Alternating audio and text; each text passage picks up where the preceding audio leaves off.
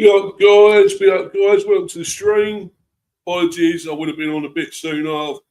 Having sort of Wi-Fi issues at the moment. I don't know what it was. I hope it doesn't spoil this. Don't go off at any stage or freeze or anything anytime. Hopefully not. Fingers crossed. So basically I'm here with a season preview. Our season preview for the Bees. To see what we're actually going to be able to achieve this season. Keith Andrews' second season with us. What can we do? What is possible? And I will be bringing a guest on very soon. I've got Manny with me again, Manny Fangadurai. I will bring him on very soon. I've obviously got be going through an article first, talking about it. And then I'll bring him on and see what his opinions are. Obviously, he's an Arsenal fan, but that's not a problem because obviously it's good to have somebody else's opinion, even though it's a different club. And he does do a lot with Bournemouth, which I think we're similar to Bournemouth. The same sort of model, and Brighton. We're all in that group of buying players. Getting these. Mainly sort of youngsters, sometimes developing them, getting them cheap, buying them and selling them for more money, getting a profit. That's kind of our business model, and they sort of do that as well. A similar sort of thing. So, I will bring him on very soon. I'll just go through a few comments as well before I do any of that. But I'll be up to you, brother. Hope you're good, buddy. I might have asked this before, but who does Manny? Well, Manny support, I've just said that. I have a rubbish memory, that's right. No worries, he supports Arsenal, of course. I could put the link in if anyone else does want to come on and chat about it. I will do that in a little while. I'll see Manny himself there. At Bilal, in your scout. In your scout, I should say, in your scout. In your scout. Evening to you, Arsenal fan here, long suffering, I might add, yeah. Well, they did win the Premier though, so you can't mock them too much, can you, I suppose? Oh, at least they won the league. They did win the league. It was a poor season, though, let's be honest, so they were quite lucky to win it. Because City didn't really trouble them in the end, did they? So let's put it that way. After 6 full seasons and a billions quid spent, and we frankly fluked it. Exactly. Just echoed what I just said. They fluked it. My team hasn't even challenged the title since 2013. Yeah. Take them however they come, bro. Yeah.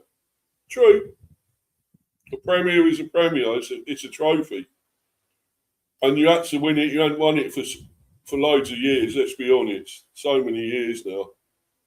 You hadn't won a Premier. So, be up. Speaking of Arsenal, there's another Arsenal fan here. If you're available, Luca, you can come on if you want to, bro. Again, want to chat about it. Love new intro. Yeah, cheers. Thanks, man.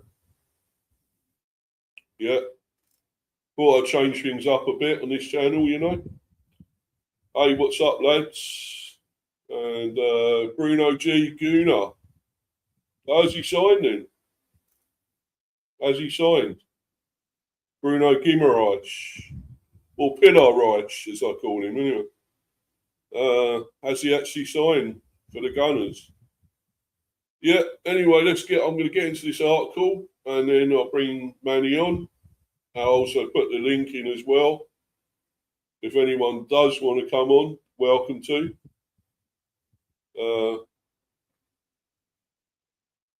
You don't have to, though, so don't think you have to come on. But I will put a link on in there. Right, I'm sorry, this is a little bit slow because the Wi-Fi is acting up a little bit, so you have to be patient, guys, I'm afraid. People tipping us for the drop. in the relegation zone, certain fans, it wasn't just one lot of fans, it was a few. And Manny will say about that as well, because he knows these people as well that mentioned it, but it wasn't just them. So I hate this. It fucking annoys the shit out of me that they think just because we're little Brentford, we're going to go down. It is fucking annoying as hell. That, it does piss me off big time. But anyway, we'll get into that a bit later on. The narrative was set. Brentford would struggle after Thomas Frank left. Yes, sure. It was Thomas Frank going. It was annoying. It was, frustrating that he's gone. But he had to move on. He wanted to move on. Went to Spurs. It didn't work out for him. So, Frank left and Keith set-piece coach Andrews replaced him. It wouldn't have been my choice. But it's worked out okay, kind of. Sort of. I wouldn't say it's an elite manager because we're trying to build an elite squad. But not with exactly an elite manager. He's decent. I don't think he's quite a Premier manager yet. Until we see him in his second season, we don't know. He's got Damien Duff with him, though, that really does help. So we'll see. Yes, so Keith set-piece coach Andrews replaced him. Captain Christian Norgard, has been sold and sold again, obviously. Was sold to Arsenal, now gone on to Everton. I don't think he got a fair go there at Arsenal. I think he should have been played more. I actually thought he was fairly good whenever I see him when he played for Arsenal. He didn't let him down. He done pretty well. Was a good player there. But didn't get much chance. But that's what it's like under that fraud, idiot, clown manager, isn't it, there, I'm afraid. But I think he will get more of a chance at Everton now, under Moyes, definitely. So, yes, he's been sold, then followed out the door by the free-scoring combo of Brian Bramo and Johan Visser. Well, let's put it this way, I'll miss Bramo, but I won't miss Visser. No way. To what he done to us. So, I hope he rocks at Newcastle for all I care, let's be honest. And, Brian Bramo, fantastic, awesome. He was always a favourite with us at the Bees and always will be. So, it turned out once again that the club's hierarchy, led by owner Matthew Benham, knew better than Roy Keane, Martin O'Neill, and so many experts on social media. Andrews didn't simply steady the ship, he steered it agonisingly close to Europe. His task now is to turn Brentford's dream of a first ever continental campaign into reality. Can the Bees secure European football this time around in the Premier League? Brentford 26-27 season preview. For this to happen, the Irishman must find ways to get his team's attack flowing more regularly. Yeah, exactly, I totally agree. Coaxing more from the wide men, Kevin Schade and Dango Ouattara, would certainly help to lift some of the goal-scoring load from Igor Thiago's broad shoulders. That's right. It was on him too much in the end, and then he stopped scoring towards the end of the season. Didn't get a lot of goals, and whether he was burnt out or what, I don't know. He just couldn't get goals, and then it dried up. It all dried up for us. Another top priority for Andrews will be to inspire Mikel Damsgaard. Yeah, his best player on top form. What a player. Quality player. While Brentford are unlikely to ever get ahead of themselves, last season showed again that they are more than capable of mixing it with the best of the Premier League's middle tier. Exactly. Right, the coach. Arteta would have involved strips of hot wax. Exactly. I don't think we're going to that, shall we? this summer they had a strikeout in the. So it's made me laugh. That sorry guys. In the Senecal's World Cup squad, after he was second in the Premier League goal charts, he'll be vital again. And of course, there he is, the man himself. So last season's results: Premier League 9th, FA Cup 5th round, League Cup quarter final, which is where I think we will try and win the trophy maybe this season in the Carabao Cup. We've always got so close. We're very close to getting to Wembley in the final, and this time maybe it might happen. It could happen. So that's one way of winning a trophy, I think, for us. The number cruncher, home record 1-8, drawn 8, lost 3.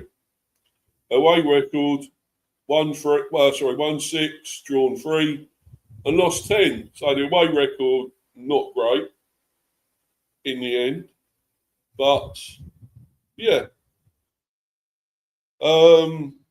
Minutes, Kelleher 3,330. Igor Thiago second, 3,284. And Michael Chiodi third, 3,264. Assists, Mikhail Damsgaard top there. Equal with Vitaly Yanov with 4. Equal third, 4 players. Goals, of course, that's where it says it all. Igor Thiago, 22. Top. The next one after that, Kevin Schade. And I really slagged him off a bit. I have a go at him. I say about him, I don't want him now. I don't think he's developed enough, and this and that. But he's still got 8 goals. You know, he was second behind Igor Thiago. So what can I say? It's still not amazing, but 8 goals. But Igor Thiago 22, and then Kevin Schade 8. Dango Ouattara 7, not bad in his first season. Dango Ouattara, I expect more from him this season. Definitely want more from him. Set pieces, 10 scored, 8 conceded. Possession there, 47.6%. Goals, 455 against 52. And anyone who loves this XG shit, 64. 54 against. Obviously, top scorer, Igor Thiago, an astonishing 25 goals in all competitions for the Bees last season. His exploits almost won him the Golden Boot. Had it not been for the existence of a certain Norwegian bagsman. Yeah, exactly. Mr. Haaland, yeah. Lessons from last year. Find extra strength in depth from somewhere. Brentford ran out of steam a little into the second half of last season. Yes, exactly true, 100%. Conceding too often, yeah. Letting leads slip and dropping points at home to beatable teams, exactly. Such as Wolves and Everton. Yeah, don't we remember it? Don't we know it? The club can't maintain a huge playing squad, but extra quality off the bench would be very welcome. I don't know, we're trying to build that squad now. We are trying to build that squad. So I think that will be there. I think we will have a big squad this time. Most likely to provoke scenes of unbridled joy when he scores. Josh Da Silva, definitely. What a moment that'd be when he gets a goal. After a horrendous time with injuries, the 27-year-old midfielder finally returned to action in May for his first appearance in 15 months. If he can somehow stay fit, get consistent minutes and score 1 or 2 of his trademark worldies, there won't be a more popular man in West London. There he is there, of course. Josh Da Silva, great to see him back playing. a very, very long time out. Frustrating for him, frustrating for us, for everyone that he was out so long. Least likely to shop in Brentford again, Newcastle United. Here we go. Newcastle United, yeah. Despite his heroics at the World Cup, the Magpies must have buyer's remorse after spending 55 million. 55 million, yeah, on Johan Visser. Or should that be Missa? Exactly. All for one league goal. Far under. Good sale. Good sale, yeah. Absolutely great sale. There he is. Bye-bye. Oh, dear. View from the stands. Words by Billy the Bee Grant at Besotted, who I know this guy very well. Brilliant, great Bee supporter. Last season was a few surprise. After we lost Thomas Frank and most of his backroom staff, as well as Brian Bramo, Christian Norgard, and Johan Visser, after he went on strike, yeah, it could have all gone horribly wrong. But Keith Andrews stepped up from set-piece coach, and we ended up the final day header away from a European tour. Exactly, very close. I think he was with Tara with the header. It went just over, just wide or whatever. This season will be different because, unlike the chaos of last summer, we'll have earlier signings and a full pre-season. Exactly. And this man is gone. John Henderson is gone. A very good player for us, but he's gone. Our key player will be Igor Thiago. He's a good example of why football is the greatest sport. Hard work and humility turned a complete unknown into Brazil World Cup starter in less than a year. But he didn't play that much in the World Cup, and when he did, he wasn't amazing, actually, unfortunately. The active player I'd love to have back is Ivan Toney. I don't know. I might disagree with that one. But still, that won't please some fans. No, it doesn't. Because his stay here ended messily, yeah. But he's a born winner. Well, yeah. But I'm afraid I don't quite want him. I'm sorry, mate, but I don't. The pantomime villain will be John Pickford. No away end has ever enjoyed 90 quiet minutes from the bloke. Yeah, I know. Yeah. The best thing about match days at our ground is you can walk to the Thames in a matter of minutes, yeah. And riverside pubs are everywhere, exactly. Most of them welcoming away fans too. The whole area creates a proper football atmosphere before and after games. Totally agree, 100%. Superb. A social media account to follow is Queen Bees, a growing supporters group providing a safe, welcoming environment for women and girls who follow the club. Will finish 7th.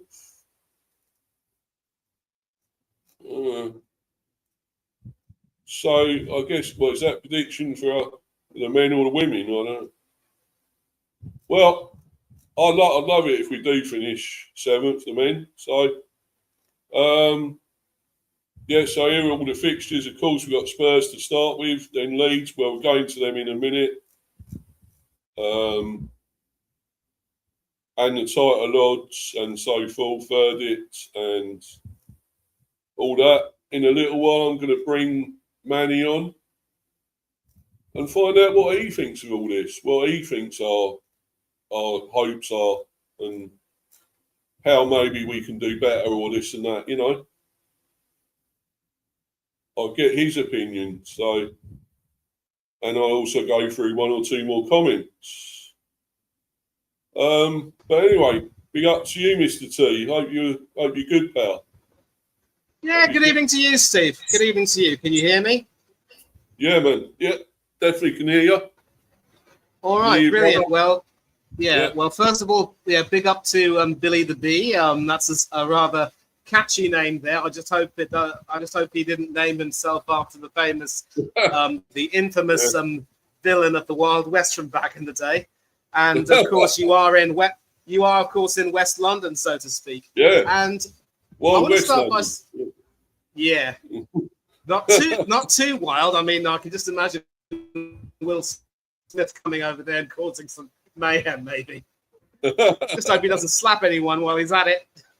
Yeah. And yeah, I think Kev said it perfectly. Obviously, Sunderland fan, so he has a lot to say about a certain Mr. Pickford and also Mr. Henderson, who's just left the club, a solid Premiership team now. And I agree with him because I think, if memory serves me right, it was in 2021 that we faced you, right? The 2020-2021 season. That was when we faced you first. And that was when we exactly. And that was, exactly. We went the over only to time, the... the only time we've beaten you so far, the only time. It'll happen again, surely. It will happen again. It might just. Maybe justice for Christian Norgard, I would say. But Kev is absolutely right. Yeah. You have now become a solid Premier League team, and that is a credit to, obviously, the way you've done things sort of, away from the field as well, I should say. I almost said backstage, but that would have been a bit of a case of mental flatulence there. But whether it's the scouting or the ability to make sure that you ensure that your whole is greater than the sum of your parts, you are a credit. And I'm not going to be patronizing. I think you have given big teams bloodied noses over the years, and it'll be a matter of time before you give us a bloodied nose again, because as Lucas said, we're very close to having gotten Bruno Guimaraes over the door. But there's a part of me that thinks that those guys actually pulled our trousers down in a way because they weren't willing to let us, pay under his value. And I think because we're so stupid, we might have overpaid for it. Don't get me wrong. I think he's worth the money. And unlike Visa, who proved to be... unlike Visa, who proved to be not worth the money that Newcastle paid for him, Guimaraes is worth every penny. So I think it's fair to say that Newcastle are squeezing us out of every available quid to make up for the wasted money that was Yohan Visa. But then we're no better. Noni Madueke. And, I absolutely love that little thing that, you said about, the Billy said about the club being exceptionally welcoming with a large number of, Riverside pubs. You might not know this, Steve, but in 2012, I remember walking all the way down to Battersea to catch her late Majesty's boat regalia as part of her Diamond Jubilee celebrations. And I remember walking along and sort of, walking past Chelsea Football Club. So I know that Fulham is also nearby, but how far would you be from Battersea Bridge? Fulham. On Fulham, So how far would you lot be from Battersea Bridge? Are you very far? Oh God, I think is it about 20 miles, something like that. I think. Yeah, I know we're not that far, but definitely not far from it. So, yeah, we're not that far at all. You probably didn't really go past there. You didn't go that way, probably past us. No. This area. No, because I was actually staying with my sister and my brother-in-law in Wandsworth, and I remember, my younger sister and I, sort of decided to walk all the way down to Battersea. I don't remember why, but it was a nice walk. It was very pleasant, and we actually walked past Chelsea Football Club. So we know that obviously with that, those three clubs, Fulham, Chelsea, and Brentford, you're sort of in that West London, triumvirate, I think. So you wouldn't be too far away. But if I ever am in West London again, I certainly wouldn't mind walking all the way down to Brentford and trying some of those pubs. And I'm sure the pub grub as well would be, top notch. I'd like to think. It is definitely. I've sampled a lot of it myself, Manny. Sampled a lot of it. It's really nice. Yeah. Of course, it won't necessarily compare to the lunches that you get at Lord's Cricket Ground, but there or thereabouts, I would say. Yeah. Now, I think what Billy was speaking about in that preview. And it was really interesting to hear his, opinions on last season. Obviously, it was a season of upheaval when you let Thomas Frank go to Tottenham, and you lost a couple of players, including your captain coming out to our neck of the woods.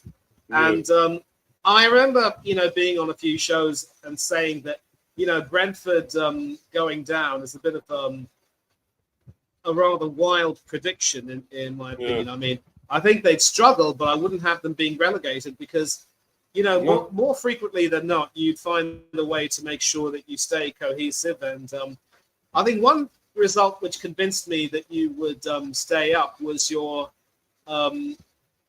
that victory against Aston Villa on the second game week, I think, because obviously Villa were going through a lot of struggles of their own that season, and they had a dreadful first 5 games, but then they went on a mad run, and everybody was talking about them, going on to maybe challenge for the title before the usual injuries. They sort of got disemboweled, lost games in clumps, but then recovered to win games, to make that big run to finish 4th. But that result also told me that, you had a lot in you to make sure that you would find a way to keep cohesive. And also, I'm really glad to see you being a lot more conciliatory and a lot more generous in your praise of a certain former Liverpool captain who's now, of course, gone to Stamford Bridge. I mean, the fact that he's crossed the divide in a way, if he were to come back to the GTEC, I wonder if you'd boo him, or maybe not.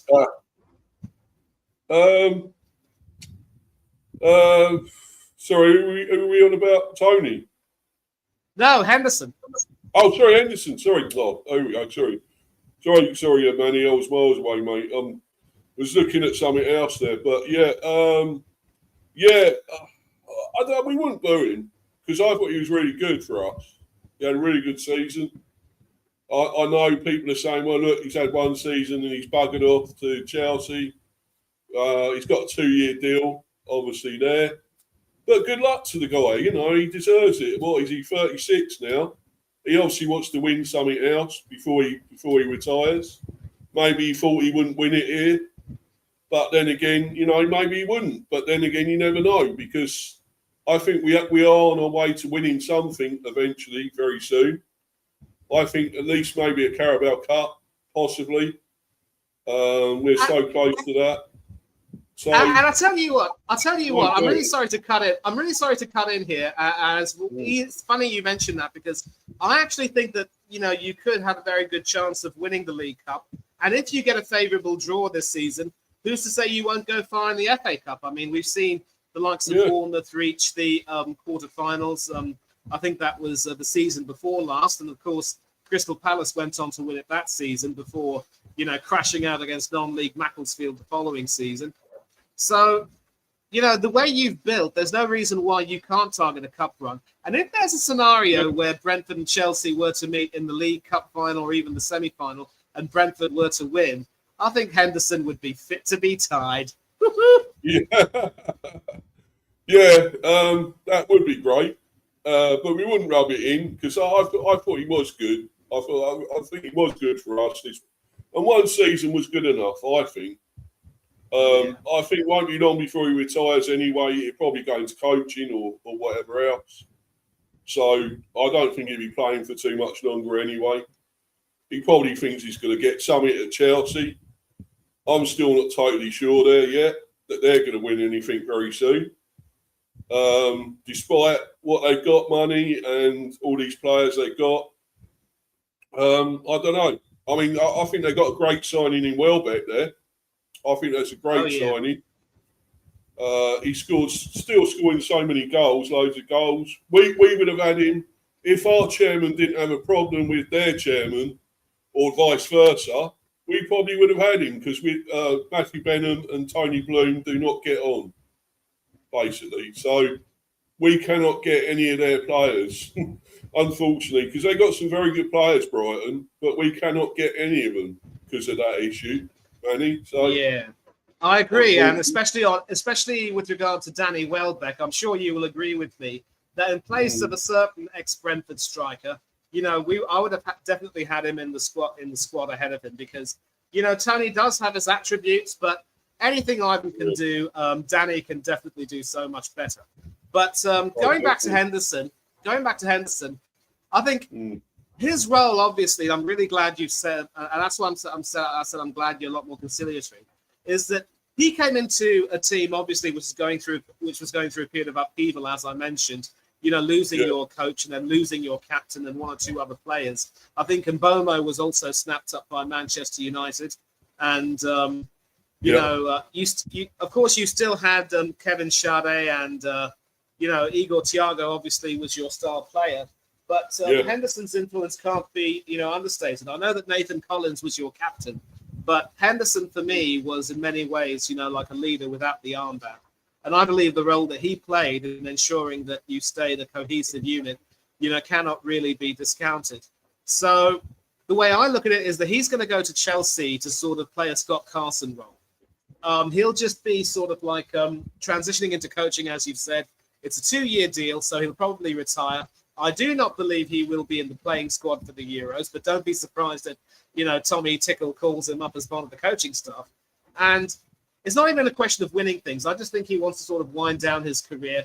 And so to do it at a big club, the way Scott Carson did with Manchester City, although that idiot stayed for about 6 years doing sweet bugger all and then picking up all those medals and living the life of Riley. Seriously, I can't have respect for a guy like that. But again, of course, it's a goalkeeper, doesn't get that much playing time, but still. I think Henderson will probably play in the League Cup and maybe a few FA Cup games against lesser opposition. I do not see him playing any of the big games. And bear in mind, Chelsea also won't be in Europe this season. But hopefully, you've made some decent investments and getting Sangare in, as you've mentioned. I would think that he might actually fill that void that Henderson would have left. What say you? Yeah, and now you mention him, I'm going to go on to him, talk about him a bit, actually. Thanks for serving that one up, Manny. Linking that, getting that link in, because that's helped me, go on to talk about this man. And this is a hell of a signing for us. This is probably one of our best signings for a long time, our biggest signings for a very long time. Because he's actually cost a little bit more than Dango Ouattara, as you know, Ouattara from Bournemouth. Remember him there, and yes, with our lads, our pals, the old Up Cherries and all departments lads, know him well. With Ouattara, but this guy is some player. I thought I wondered how we could beat anyone else to this man to get in, because other teams are after him. Man United. Of course, we've got a few United fans in this live chat. Were really pissed off that they didn't get him. They didn't go for him. And somehow we got him. And, it's cheaper than... He could have cost a load of money. He could have been nearly 100 million or something, And somehow we got him for 39 million plus add-ons. So... look how you can get cheaper players and really good players, promising players with a lot of talent for less money. Isn't that a lesson for other big teams, Manny? A lesson for other big teams. Oh, absolutely. Oh, absolutely. And that's a lesson that my so-called big team just doesn't want to follow. And, that is sort of the way that clubs like Brentford and Bournemouth and even Brighton, you mentioned obviously Tony Bloom and your chairman are not really the best of friends, but no. Tony Bloom also is very much involved with this company called Jamestown Analytics, and it's also was also the secret behind part of Midlothian's wonderful run in last season's Scottish Premier League, where they very nearly won it, only to just be pipped to the post by Celtic and a certain Martin O'Neill managing them coming back. The prodigal son. The man has definitely sealed his status, but that company, that software, that thing in its entity in itself was responsible for doing a lot of analysis on certain players who would add some really good skills to the team, and also what type of how much value they would have, how much they'd cost, and so forth. And that's how you're supposed to go about it. You are supposed to do your due diligence and look elsewhere for talent. And I know that you're not going to really like me talking about Aston Villa too much, but then I will say right now that given that it was your ex-manager and two of your ex-players who were key in laying the foundations on which their success is being built, I think you might be able to take some credit in the way. But even Aston Villa as well, and I think the United fans need to be happy that they were able to get Yuri Tielemans for 35 million by activating his release clause. Arsenal were hoping to sign him, but they completely failed. If we had done our due diligence, maybe we would have gotten him. But that's just us. We're so damn incompetent, and at least United had that level of resourcefulness about them to get Yuri Tielemans for 35. But it's pure profit for Aston Villa, who also sold Morgan Rogers to Chelsea for a brilliant sum. And they've also let Luca Digne go. So that's 3 of their Europa League winning stars. But they've got some really good replacements lined up who don't really cost very much. So they know they've got a great scouting network as well. But they're also regularly competing in Europe under a certain Unai Emery. Good evening and all of that. Yeah, and of course, yes, and last season they won the Europa League, Emery's 5th. The only club with which he's failed to win the Europa League, Arsenal. And that's because our players down tools on him in Baku, and our fans really ripped into him and never gave him a chance. I hate those idiots. But, it is really all about the scouting and about how you're able to do that. And your scouting has been the secret of your success. And by getting Mamadou Sangare, I think you pretty much confirmed that. You're taking a look at his Wikipedia page. Obviously, he had a few loan deals while he was on the books at Red Bull Salzburg. Then obviously, he stayed in Austria with Rapid Vienna and then moved to Lens in Liga in France. And, for a central midfielder, he does have a knack of scoring some, pretty decent, important goals, I would say. So like his career total is 16 goals and 181 appearances. Those aren't bad statistics. I mean, it's more goals than a certain Roy Keane scored during his time for Manchester United. Sorry, all you United fans in the chat, I had to bring that up. But and in fact, it was his former coach Adama Diarra who said that because you lot have an emphasis on developing young players, the club is a perfect fit for the Malian midfield. And so this is why, Brentford and even Bournemouth and, maybe to some extent Brighton and now definitely Aston Villa, because they're developing that model. These are the types of clubs which have to be taken seriously. And these clubs provide lessons from which us big clubs, supposedly big clubs, have to learn. And yet we never do. We always think that it's important to spend more money because it's important to shop at Harrods. But I mean, if you want to get some decent food, you can also shop at any other decent shop in the UK. I mean, I draw the line at Tesco, though. Don't even go there. Tesco and Walmart are pretty much on the same, box. But Sainsbury's, Aldi, Asda, you can get some good quality, decent stuff over there. You don't need to go to Harrods or Waitrose. And so this particular article, I think, if you read it, we'll find out more about him because, I mean, the title says it all. It could be the signing of the summer. I mean, clubs say that. All clubs say that. I mean, I'm reminded of what Monsieur Wenger used to say. Everyone always thinks that he has the prettiest wife at home. So every club will think that their new signing will be the signing of the summer. Let's find out about this one, eh? But be the trophy wife, Manny, but yeah, I mean, nice one. But, I mean, I've said a lot about this man since he's joined, and I don't mind talking about him even more. To be honest, I will read this article, and yes, we completed the signing of Mamadou Sangare from Lens for 48 million. So it's saying actually 48 million, 41.1. So that's euros, 48 million euros, 41.1 million. But I'm sure it came to more with bonuses and stuff as well, add-ons. I'm sure it actually came to more than that. And I'm sure it's more than Ratara. But anyway, we don't know the full story there of how much it exactly was. But anyway, it's a club record deal, apparently. So It says a lot about Brentford's progress and status as an established Premier League club that they were able to attract one of Europe's brightest young midfielders to the GTEC Community Stadium, fending off competition from several clubs, including rivals Crystal Palace. Because, of course, their new manager, he was at that team where this new manager was. Can you tell me the name, Mr. T? I can't remember his name, the new Palace manager. Yeah, I've got his name for you. It's Pierre Sage. It's spelled S-A-G-E. So Right. I think it's fair to say that after losing out on getting his player, he might be eating a few onions right now. Very good. Very good, Mr. T. Very good. Yes, as they prepare for a 6th consecutive top flight campaign, the Bees have built a reputation for unearthing hidden gems, such as a certain David Raya, Manny, Ivan Toney, and Brian Bravo. Yeah.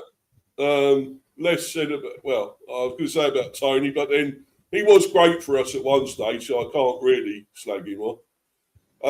Before selling those players on for significant profits.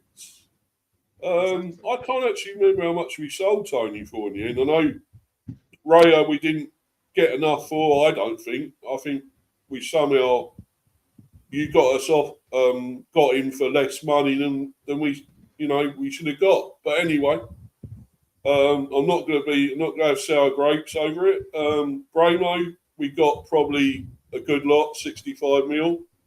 Probably could have got even more. And there we go. I'm a sort of against my own club with that. We should have got maybe 90 odd, 100 nearly for a player like him. But there we go. Not going to go on about it. Before selling those players on for significant profits anyway. So there we go. But with the substantial transfer fees received over the years, Brentford are now able to flex their financial muscles in transfer windows. They've broken their transfer record in back-to-back windows following Dango Ouattara's arrival in 2025. It means they can bring in more established, in-demand and expensive players like Sangar. That's how you pronounce it, Manny. Sangar. It's not Sangare. It's Sangar, his name. And after an outstanding season in Liga 1, his price tag represents excellent value in the current market and is arguably the most impressive signing in the whole top flight so far, all things considered. Born in Mali, Sangare. He said it, Sangare. Sangar came through the Yilin Olympic Academy before joining RB Salzburg in 2020. After loan spells with FC Liefering, Grazer AK, Salta Waregem, and TSV Hartberg. I hope I said that one. Some of them okay. He earned a permanent move to Rapid Vienna. His performances in Austria secured a move to Lens in 2025, where he helped the French club finish Liga 1 runners-up and win the Coupe de France. The 16-time Mali international was named in the Liga 1 team of the season and won the unfortunate, what happened to him, Marc-Vivien Foe award. We all know what happened to him, unfortunately. As the league's best African player, cementing himself as one of Europe's most exciting midfielders. Why Sangar stood out for Lens? Here we go. Might have to say this. Is it Pierre under Pierre Sage? Is that right? That's right. Well done. Got it right. Yeah, brilliant. Cheers, mate. Now, Palace manager Sangar combined relentless defensive work with a technical ability to carry his team forward. He is effective both in winning the ball and in carrying the game forward. That is rare today. Sage, I said it, yeah, Sage said, usually you have one or the other. He has both. One or the other, he has both. Last season, Sangar led Liga 1 for ball recoveries 207, while ranking second for tackles 86 and duels 190, and third for interceptions 40. Yet, as Sarge alluded to, Sangar is far more than a ball winner. He's comfortable receiving under pressure, carrying through midfield and helping his side progress, averaging 6.1 final third entries, 3.6 progressive passes and 1.2 successive dribbles per 90.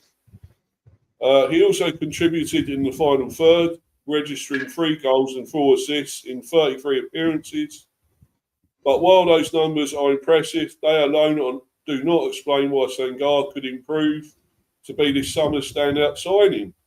The final piece in Brentford's midfield puzzle, while assessing the impact of a new signing, it is important to consider not only individual ability, but also how that player complements the squad around them and how they solve problems in that area of the pitch. For Brentford's midfield, that balance is particularly significant. He's a player that adds to a really good midfield that we already have. He also adds qualities that we don't have. He complements the current midfield, head coach Keith Andrews said. Jordan Henderson's departure leaves Vitaly Janelt as the only natural defensive midfielder in the first team squad, and his importance was highlighted last season when injury ruled him out for around a quarter of league matches. Sangar provides competition and depth in the number 6 role, and his athleticism, aggression and ability to recover possession should give Brentford's more advanced midfielders greater freedom to influence games further forward. Supporters are also excited about the potential partnership between Sangar and Yar Yarmolyuk. The 22-year-old Ukrainian was one of Andrews' most consistent performers last season, but his strengths are better suited to a dynamic box-to-box role than as the deeper line midfielder, a role he occupied while Janelt was out. The balance of Sangar and Yarmolyuk taking it in turns to cover, while the other bombs forwards to contribute to attacks is enticing, especially if it gets the best out of creative talisman Mikhail Damsgaard, who had a stop-start campaign after magnificent 24-25 season. High ceiling and character, at 24, Sangar still has plenty of room to improve, but it is his hunger to do so that has impressed those around him throughout his career and helped convince Brentford he was the right fit. Rapid Vienna sporting director Markus Katzer told The Athletic that Sangar was crazy about getting better and addicted to improving, adding that he regularly stayed after training to work on his game. Sangar himself has acknowledged areas where he can develop. Sometimes I lose possession and lack concentration. Those are things I need to work on, he said last season. My style is really based on playing forward. It comes naturally to me. Finishing is something I'm really working on. I'm determined to improve. I want to be a bit more decisive for the team.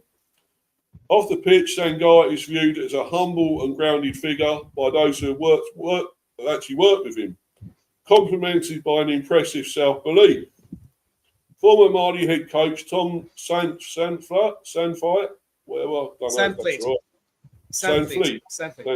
right, okay. Recalled an exchange during his international debut when Yves Bissouma asked Sangar which position he preferred. The midfielder replied, "Your position," highlighting the young man's assurance and confidence. I like that. Brentford place emphasis on character when recruiting players, and Sangar appears to fit the profile they value, and someone Andrews is convinced will become a fan favourite. Future value, elite midfielders are currently among football's most expensive commodities, maybe impressive as well. This summer, Premier League clubs have invested heavily in central players, with Elliot Anderson, Morgan Rogers, Matthias Fernandes and Sandro Tonali costing a combined $418 million. Those players have the advantage of proven Premier League experience. While their importance to their former clubs and the reluctance of teams to strengthen rivals also drives up fees. Against that backdrop, the reported £41 million fee for Sangaré, $39 million up front, looks like a calculated investment. With a 5-year contract and an option for a further year, Brentford are also well positioned to make a hefty profit if his development continues and bigger clubs come calling. Quantifying the best signing of the summer is near impossible. But if Sangaré hits the ground running, drives Brentford towards European qualification, and continues his upward trajectory, the Mali midfielder could prove to be one of the smartest pieces of businesses of the window. Do you agree, Manny? Well, I actually think it could definitely be one of the signings of the season, and certainly for the money you spent to buy him, he is definitely good value for money. Interestingly, his Wikipedia page, and I should let you know, Steve, that there is actually an accent aigu in the last letter of his last name, Sangaré. So it is pronounced Sangaré. So I think. Well, so I'm I think. wrong. No. See, because some of these websites, for instance, just don't really have the ability to, write those French letters in specifically because I thought the E was silent. I thought the E was silent in the name. No, it's always pronounced A at the end, just like you've got Ibrahim Sangaré, the Nottingham Forest, midfielder. I don't think these two are related in any way. In fact, they're probably of different nationalities. But anyways, that aside, his style of play, according to Wikipedia, is that of a versatile box-to-box midfielder, known for ball-winning ability, technical quality, intelligence in possession. He also combines defensive work rate with his ability to progress the ball through carrying and passing. And his versatility also allows him to operate as both a deeper midfielder and a more advanced number 8. Now, you mentioned that when I think it was Henderson that was injured, it was Janelt who was playing in a more defensive role, and it wasn't a role that he particularly enjoyed. So let's say, for example, if you bring Sangaré and Janelt into the 11, and you want Sangaré to play, it could very well be that Sangaré will end up having to take on the defensive role so that Janelt can move a little bit forward. But while Sangaré doesn't really necessarily have a problem being more defensive, that's not Janelt's cup of tea. And so I'm just wondering if you have that, are you stifling Sangaré's potentially at the very beginning? So you've also mentioned another player, the Ukrainian Yarmolenko, right? Yeah, Yarmolenko. Yeah. So he's also another. He's also another. Yehor Yarmolenko. Yeah, that's it. I got the spelling right. And he's also a central midfielder. Let me check out his style of play. He's also supposed to be either a number 6, a number 8, or even a number 10. Someone who's also pretty good in he's a good pressing player with a bit of bite in his pressure. Technical abilities are good in terms of passing, and that was, of course, your former head coach Tommy Frank, who ended up being given his P45 very early by Spurs, and was a pundit for BBC Sport at the World Cup. Didn't go too well, but so it's like you've got some midfielders who seem to be quite versatile. I just don't know if they're going to be jacks of all trades and masters of none. So I just don't want you to be in a position where, in order to make one midfielder happy, you sort of stifle the other midfielder's talent, especially since Keith Andrews also likes to play the 4-2-3-1 like many other coaches. So it could very well be that, if Yarmolenko has no problems playing in the 6, Sangaré can be in the 8, and he can, exert his influence a lot more. Because I just think that if he's someone who's got the power to be a box-to-box midfielder, and he's being, stifled by being asked to be more defensive, that's not necessarily the best thing for him. It's a bit like the problems that Tommy Tuchel had in trying to fit both Declan Rice and Elliot Anderson in the starting 11. I believe there were calls for him to play Jude Bellingham in the defensive pivot alongside Declan Rice, so that maybe Morgan Rogers could come in. That didn't materialise, although Rogers was used and made a pretty decent impact. But then, of course, Jude was obviously our star. But you see where I'm going with this, Steve. I just don't know exactly how Sangare is going to be used and how he's going to be bled in, or blooded in, I should say, because he's definitely got some potential. I just don't want him to be stifled in a way. So that's just my biggest fear. But once again, I think you've bought particularly well. And I think as long as you've got Kevin Schade and Igor Thiago at the club, you're always going to be quite potent as an attacking force.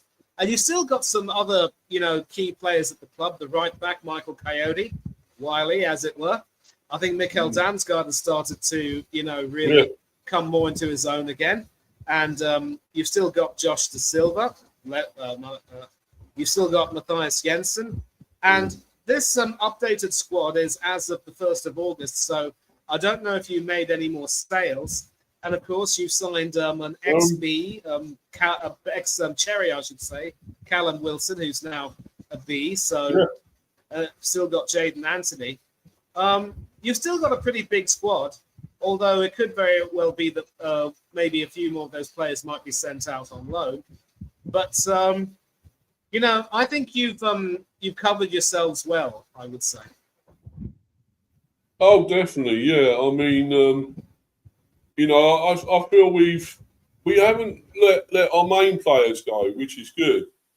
I'm hoping we don't let them go because there's always loads of talk about, obviously, Thiago, still linked with Man United, and I hope we don't let him go there. Well, then again, if they do somehow bid, say, 100 million, I mean, we can't probably turn that down, I suppose, but that's a hell of a lot of money. But he's worth it. Scored 25 goals altogether in his sort of debut season, because he had one season out with a bad injury, and then he played his one whole season and got 25 goals, which is remarkable, isn't it? Incredible. Whether that's a one-off, I'm not so sure. It could be. I mean, you look how bad he was in the World Cup. He didn't exactly was great there, was he, for Brazil? I don't know what. I'm going to wait and see. Hopefully, I'll be pleasantly surprised that he will do just as well this season. But I want to see us get goals from elsewhere, Manny. That is our issue. We don't get goals from elsewhere in the team. Our second best was Kevin Schade with 8 goals last season. And then Dango Matara with 7. It's not amazing, is it? It's not incredible. After one guy getting all them goals. And then when he dried up, his goals dried up, which they did. And when he stopped playing as good, he wasn't figuring in a lot of the games. We drew too many 0-0s, and then we were 2-0 up, and the team came back to 2-2 or whatever. We drew too many games, Manny, and that was disappointing. If we'd won those games, especially against teams we should have beat, Wolves, Everton, we should be beating those teams. We drew. I agree. And, even you lot, we could have beaten you lot at the GTEC. We really had a great chance there, Yeah. Yes, it was 1-1. I was happy with a 1-1 draw. But really, we wanted the 3 points. So it's a lot of those games we need to turn into 3 points rather than 1. You only go for a draw when you're happy just to go for a draw. If you can't think you're going to win the game, you go for a draw.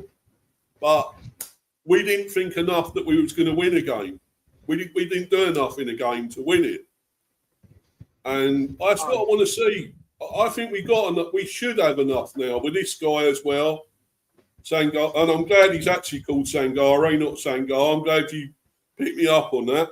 Because when he does score, I can say Sangare, whoa, Sangare, whoa. I can sing that, can't I? When he scores, you should. You should, but you need to make sure that you get some more lines for that, okay? I mean, obviously Yeah. with Vieira, we have the the bridge. He came from Senegal to play for Arsenal, and sadly, when it comes to Fabio, yeah, and sadly we can't do the same thing for Fabio Vieira coming from Portugal because Vieira has done sweet bugger all with us, but with Patrick Vieira, it's a different story. So you can keep that chart going, and you start that. I mean, it's always good to have those charts, and I think so. And here's one question: at the risk of me being a little bit of a cheeky git, I've got to ask you this. Yeah, you can be known as that, Manny. No. Sorry, go on, yeah, go on. It's all right, mate. No, you're welcome to call me this because this is an outrageous question. Would you be willing to take Kai Havertz from us on a cut price deal? Manny, you know what you can do with that suggestion, don't you? Yes, I do. I do. Yes, sorry, I buddy. Our special guest was Manny, by the way. He's going now. Since he suggested that. No, I'm joking. Okay, all right. I can take it. Yeah, thank you. Yeah. I mean, listen. I know you can't stand the guy, but I was just thinking. You couldn't stand Jordan Henderson, but then he came in and did a good job for you. So, maybe he might have a knack of scoring some good goals for you if you said you lack goals from elsewhere. I wouldn't give you Gyökeres, though, because we want to keep him. Great first season. Should have started the Champions League final along with Ebrieze, and then maybe would have had a chance of winning. But as you've said, Steve, our manager's an absolute fraud. So, coming back to what you were saying, I think it is important that you try and get some goals from elsewhere. In fact, obviously, you've got the. I will take a look at the season gone by, and of course, the nice thing about Wikipedia is you've got these stats right at the touch of a button. And as you've said, it's basically Igor Thiago with 22, and nobody else even getting into double figures. Damsgaard did score quite a few, though, and we all know about Damsgaard's quality, especially from long range. And then, of course, but then here's the thing, like 7, 8, 22, those are all scored by your forward players. And so I'd like to think of it as not so much one person hogging the credit and three players together sort of, contributing for nearly 40 goals, I should say, in the Premier League. So it's like you find a way to share the wealth as a forward unit. And I do seem to remember a wonderful segment on the Premier League channel about how, one of your best attributes. And that was, of course, when Brian Mbeumo was still at the club, by the way. It's like it was Mbeumo, Visser, and Kevin Schade together. You hunted in a pack of three, and you were scoring plenty of goals. Sadly, of course, you ended up selling Visser to Newcastle and Mbeumo to Manchester United. But you brought Thiago in, and Otara's also come in from the Cherries, and you've still managed to score about nearly 40 goals between them, 37, in fact. And then if you also add in the goals that were scored by Thiago, in the FA Cup and the League Cup, that's 25 goals for him and 40 goals in total for your strikers, your forwards. So, I would say that you still have a very really solid front three or front two forward unit. And it'll only be a matter of time before those other two start scoring some more goals. So I would say that as long as you're able to score goals, it doesn't matter who, as long as you're scoring it as a unit and you're playing off each other and for each other. I mean, you take a look at someone like a legend, I should say, like Ian Rush. He was a big part of that Liverpool team back in the day that was winning things, and he was scoring goals for fun. And he is still, I think, Liverpool's leading goal scorer. Although has that record been broken? I don't know. I'm going to have to find out. But he was also told that as long as he was part of a forward unit, he had to play the easy ball, pass to the man in the best, who's in a better position. And that was why, even though he was a quality striker in his own right, he also had people like Peter Beardsley and John Barnes, playing with him and off him, and they also scored their goals as well. And yes, I just confirmed it. He is still the club's all-time leading goal scorer with a total of 346 goals. The closest to him is Roger Hunt with 285, and that's in all competitions. A certain Egyptian king is third on the list with 257. And, most of the other players in this list are retired and no longer play for the club. Well, that's what drinking all that milk does, doesn't it? Drinking all that milk, Manny. That does get all that down, doesn't it? Yeah, absolutely. If you don't drink lots of milk when you grow up, you wouldn't even be good enough to play for Accrington Stanley. Yeah, exactly. So, that's why you always got to make sure you drink your milk. But anyway, listen, as I've said, as prolific a goal scorer as Rushy was, as I said, he had people like Beardsley and Barnes, playing with him and off him. And even later on, when Beardsley went to Newcastle to reunite with Kevin Keegan, a certain Lord rest his soul, by the way. We miss you, Super Kev, Mighty Mouse. A certain Stanley Victor Collymore also came in, and for a brief period was also, scoring well. And for a time, he also relegated Rush to the bench. And then Robbie Fowler, of course, came into the picture.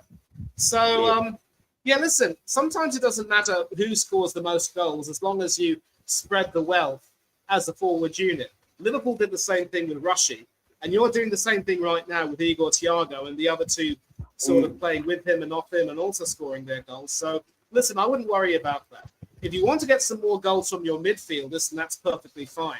Hopefully, we'll see, Matt Damsgaard get some more games and start to, shoot a little bit more if he can do that.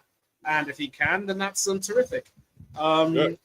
Matthias Jensen also, some important goals as well from your defender, Keane Lewis Potter.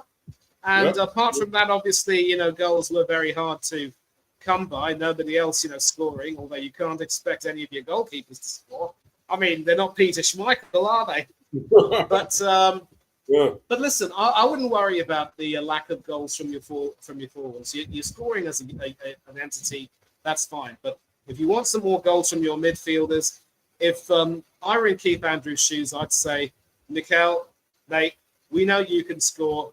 We know that you've got the quality. Get yourself into space and just let them rip. And, Aston Villa scored plenty of set-piece long-range shots and set-piece goals last season. And that was, their long-range goals actually made them a really attractive team to watch. And I like watching them play. And I would sooner take a long-range goal over a headed goal from a corner or a free kick, set-piece sort of goal or anything like that. So you've got to try and get your midfield to start opening up and scoring more, especially Damsgaard. Yeah, I agree. Totally agree, 100%, my friend. But what do you make of the other players we signed? Jayden Anthony, I think he could be really good this season. I rated him when he was at Burnley, of course, and Bournemouth as well at one stage. Callum Wilson, obviously the same. He was at Bournemouth as well. We all know that he's a few teams, of course. But do you think they're shrewd buys? I mean, I think Callum Wilson for nothing. We're not losing anything if he doesn't do the business. If he gets injured, we're not losing anything on that deal, are we? So I think we made some shrewd buys again, some smart buys maybe. Do you agree with that? I would say so. And let's start with Mr. Wilson, obviously, because, you signed him, obviously, from relegated West Ham. Yeah. I don't believe Wilson. Yeah. You're talking about Mr. Wilson from Dennis the Menace, aren't you? No, I'm talking about Victor Meldrew. Right. Yeah. And there's more. Rest in peace, Jimmy Cricket, James Mulgrew, of course. Really sad. Lord rest you, sir. We remember you very fondly, obviously. Now, the thing about Wilson is that you signed him from, you signed him from relegated West Ham. So it was either, come to Brentford or maybe struggle to get a championship club where he'd have to continue playing football. I think he might have agreed to take a slight cut in salary. And he's not going to expect to be given a starting berth. He's got no aspirations of getting recalled to the England squad. So this is definitely as well good squad cover for your other strikers. And I wouldn't be surprised if he, pops up as a sub and scores some goals. And he did that to some effect for West Ham near the end of the season. Just such a shame that, at the end, those creatures from across the lane ended up beating West Ham to it. And I wanted, I wouldn't necessarily say that I wanted Spurs to go down because I've got some good mates who are Spurs fans. Shout out to our mutual friend Eugene from Spurs U Asian TV, of course. I'd be of the opinion that if Spurs did go down last season, they would have deserved it. Don't you dare sack a manager who wins you a European trophy and hire someone who really is no better than Graham Potter. No offense to Tommy Frank, by the way, but I'm sorry, the job was too big for him. But Wilson is a shrewd buy. Wilson's a decent buy. He'll be a good super sub. He won't complain about the lack of minutes.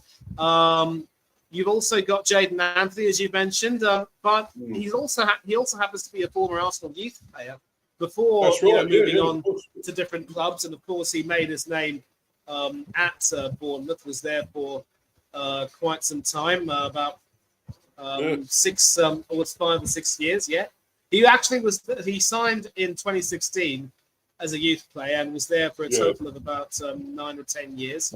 So after that, he moved to Burnley and is now with Brentford. 26 years old. He's still got a bit of time on his side, but he has to start, doing a little bit more for himself. And for a winger or a forward, he's not exactly a very prolific goal scorer, but he can score some goals. And certainly in the right system, if he plays, he can do quite well for you. We've already discussed Sangare, Anthony, and Wilson. Who else have you got in? Oh, we did sign Yannick Schuster as well, centre back. Ah, yes, Austrian, from the Tyrol, and the Tyrol, of course, is infamous for those winding roads which go a long way up and a long way down. You've got to drive very carefully on those roads. Yes, and a very good young centre back. Apparently, he's supposed to be very good on the ball, playing out, coming out with the ball, and passing. I think that's something we will need at the back. I really do. Yeah, and interestingly as well, just like Sangare, he also had stints with the FC Liefering and Red Bull Salzburg. So I don't know if he and Sangare ever crossed paths. We might have to, find out about that. I will do a little bit more research, but no, I think they missed out on each other. I think I think Sangare left Salzburg in 2024, and so they just missed out on each other. And this guy Schuster joined RB Salzburg in 2025. Centre back, 6'3", Austria Youth International. So you would think that he would possibly have a chance of breaking into the team once David Alaba retires. And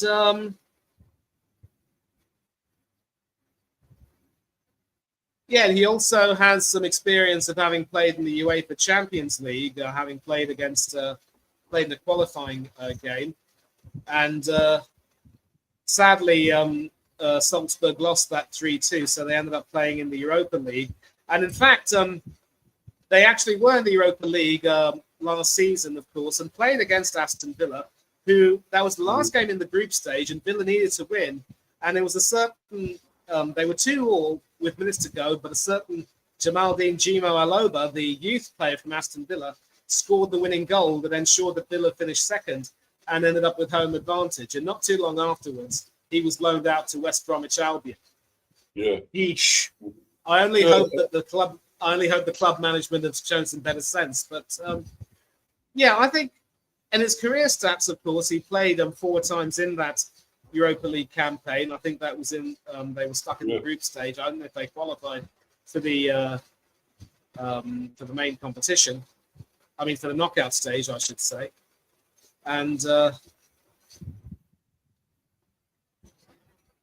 they didn't. They didn't qualify for the knockout stage. Oh, I think they just didn't finish high enough in the table to get through.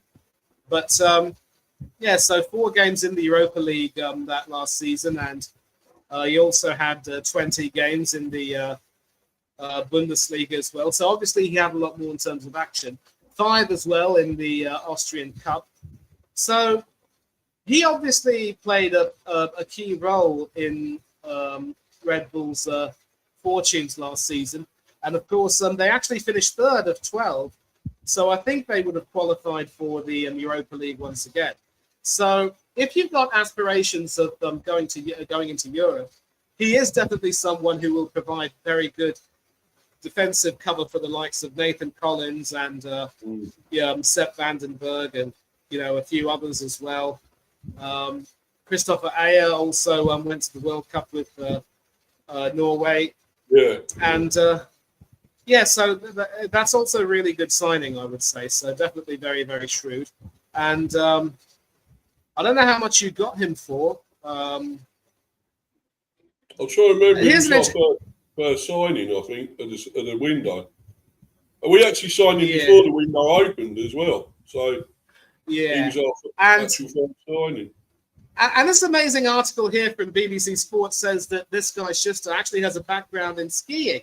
So with your permission, Steve, can I share this, please? Oh, yeah, go ahead, man. Yeah, go for it, Mr. T. Yeah. I'll have to remove this one first, probably. No, it's all right, though, as long as we can see it. So, yep, got it. It's our good friend, Mr. Kinsella, Nizar Kinsella. And the title is Skiing Background Helps Schuster to Brentford. So this chap is steeped in sporting excellence, but not in the sport you would expect. Although if he's Austrian, I mean, a lot of those guys learn to ski before they can walk, so it can't be too surprising. His older brother Jonas Schuster has won world championship and Olympic medals in ski jumping at youth level, following in the footsteps of their father and their grandfather. And Tyrol is also, of course, a renowned skiing region of Austria. So he learnt from his high-performance sporting family, but then chose a different path when he joined RB Salzburg at the under-14 level. And he used that sporting mentality to develop through the youth ranks into a more well-rounded player. So this is a guy, I don't know if he's necessarily two-footed, ambidextrous, you could say, but he plays on either side of central defence, has good pace and aerial ability, and he captained the Salzburg youth team to the UEFA Youth League semi-finals in 2025, and that was the season before he played in the first team. So he joins Brentford for an initial 14 million quid, 3 million an add-on. So that is not a bad buy at all. It is. You saved a bundle, and you've got some really good potential there. And he had some interest from several European clubs during that breakthrough season last season, where he featured in Europe, including, as I've mentioned, facing Aston Villa in the final round of the Europa League league phase. I think it's the best developing club in the world. Every conversation I had made me confident about it. And he signed with you guys until 2031, but the club also have an option for a further year. So it makes sense for Brentford to add a young defender with more experienced options, such as Collins and Ayer, competing for starting places. Keith Andrews said, I really like him as a young man. He's determined to maximise his potential, and he will fit in well with the first team squad. So when you do your scouting and your homework, you really do your scouting and your homework. Yeah, we certainly do, Manny. Yeah, definitely. We always get these gems in, That's what it is about us, We find these hidden gems, and I'm hoping he will be one, and I think he will be. I haven't actually seen him play a lot since he's joined us, so. He may play a part in the friendlies. We got Rennes on Saturday, playing them on this Saturday. So he may play there. Probably Sangare will probably play as well, no doubt. And Anthony and Wilson, I expect. And then I think we got Eintracht Frankfurt the following Saturday. So they're all playing then. Let's see how they gel. They get on well, with the rest of the team, and hopefully it all comes together. I hope we play really well this season. I want to see us play some more attacking football. We're not just going to park the bus all the time, and just try and beat us. You can't play games like that, Manny. You've got to go and win games, haven't you? You've got to go and win them. You can't just defend. Mr. Arteta, talk about that. Just defend. Yeah, Yeah. and also that's another way I think you've sort of improved a great deal under Keith Andrews after Tommy Frank left, because obviously under Frank he did a really good job in consolidating your position, and for a time being, of course, you were known as the solid, dependable mid-table team, and as Ken himself would say, you are smart enough to know that Premier League survival is basically your bread and butter. And because of the cash windfall that teams like Brentford will get just from staying in the Premier League, you are able to sustain yourself a great deal. But obviously Andrews got you believing that you could go higher. And as you said, if it weren't for those draws near the end last season where you kind of let the advantage slip, you could have ended up in potentially maybe the Europa League or at least the Conference League. But again, there's always going to be a bit of a danger when it comes to qualifying for Europe too soon. And Kenny himself said sometimes you've got to be careful for what you wish, because, as Nicole Scherzinger and her girl group would say, you just might get it. And you are lucky in some ways to have avoided the extra midweek fixtures. Don't get me wrong, you do have a decent enough squad which could serve you well in Europe, but you've still got a lot to develop when it comes to establishing a style of play, especially trying to be a little bit more trying to have a little bit more initiative when it comes to attacking. Definitely. So there's still a lot of work to do. So you were saying? I mean, that's the thing, though, Manny. A lot of people were saying that, I hate that talk about it's Brentford. They're going to go down. They'll be in relegation trouble. They always will be. And I think, why? We're an established Premier team. Exactly. Now, we are established. Yeah. Why are we thought of to be in danger every time? And I think, listen, mate, I think it's fair to say that a large number of those, prognosticators who were thinking that you would go down have learnt their lesson. And I think they're not going to make the same mistake, including, of course, our good friend, Mr. Beasley. I think, you pretty much taught him a lesson. But then, of course, he got one over. He did get one over on you, though, because his team have European football and yours doesn't. But that's the thing, though, Manny. I was quite. I mean, people were saying, "Oh, you must be gutted you didn't get Europe." Yes and no. There's a yes and no to that. Yeah. Because the no factor is we won't play loads of games this season. We didn't have the squad for it anyway. We didn't have the team to do it. We weren't good enough to go into Europe last season. So in a way, that does not matter. But yes, okay, playing in Europe would have been amazing. And our stadium would be great in European football to host that. The GTEC would be incredible. And we got a good enough team maybe to do that. But we wouldn't have the squad weren't big enough. We would have struggled then in the Premier, probably would have been near a relegation if we had that as well.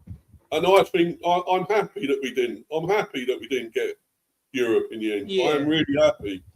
Yeah, I get that. Yeah. Go ahead. So we got ninth. That was equal to Thomas Frank getting us ninth as well.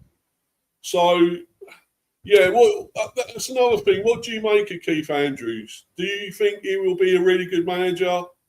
Or do you think he's just a one-off with what he's done last season? Because he was actually a set-piece coach, And we all know he's sort of been a coach at other lower teams like MK Dons and things like that. Even the Irish position, we all know, with a certain Martin O'Neill, and what happened there with those two. But, he's not had a major job like this, has he? He's never had anything like this before. Yeah, probably not. But listen, I think the most important thing with regard to Keith is that he doesn't, live off the success of last season and always, tries to evolve a bit. And, as Erling Haaland would say, he needs to sort of stay humble and just realize that there are lots of things that he could do a little bit better. And I think he's got the personality for that. And obviously, by bringing in his ex-Ireland teammate, he and Damien Duff were in the Ireland squad for Euro 2012 under Giovanni Trapattoni. And, that team was so luckless. They were drawn in the same group as Italy and Spain and Croatia. I mean, those are three European powerhouses. So obviously they weren't really expected to, qualify from that group. I mean, they did get overpowered, but I also thought that in many ways they did give as good as they got. It was sad and unfortunate, but they still, gave a good account of themselves, and we all know how the Irish fans are. So obviously, Damien working with Keith will be really good because, you've got that Irish connection, and let's not forget a certain Nathan Collins is the current Republic of Ireland captain, although there is a part of me that thinks that, because whenever he's played for Ireland, he has more often than otherwise been a bit of a liability. But sadly, the Icelandic dentist who's in charge of the Irish team can't really see that. And of course, if our old friend Ross Commons' finest, Del Boy Gunner TV, would, be asked about that, I think he'd agree.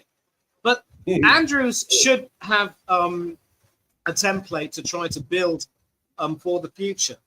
And he's also got to try to be a little bit more analytical. I think he's the type of person who strikes me as that. One manager who I think will end up being a one-season wonder, who also qualified for Europe, Régis Le Bris. He obviously the team got together very well, and they had a bit of a purple patch, but then they did have a period where they lost a lot of games.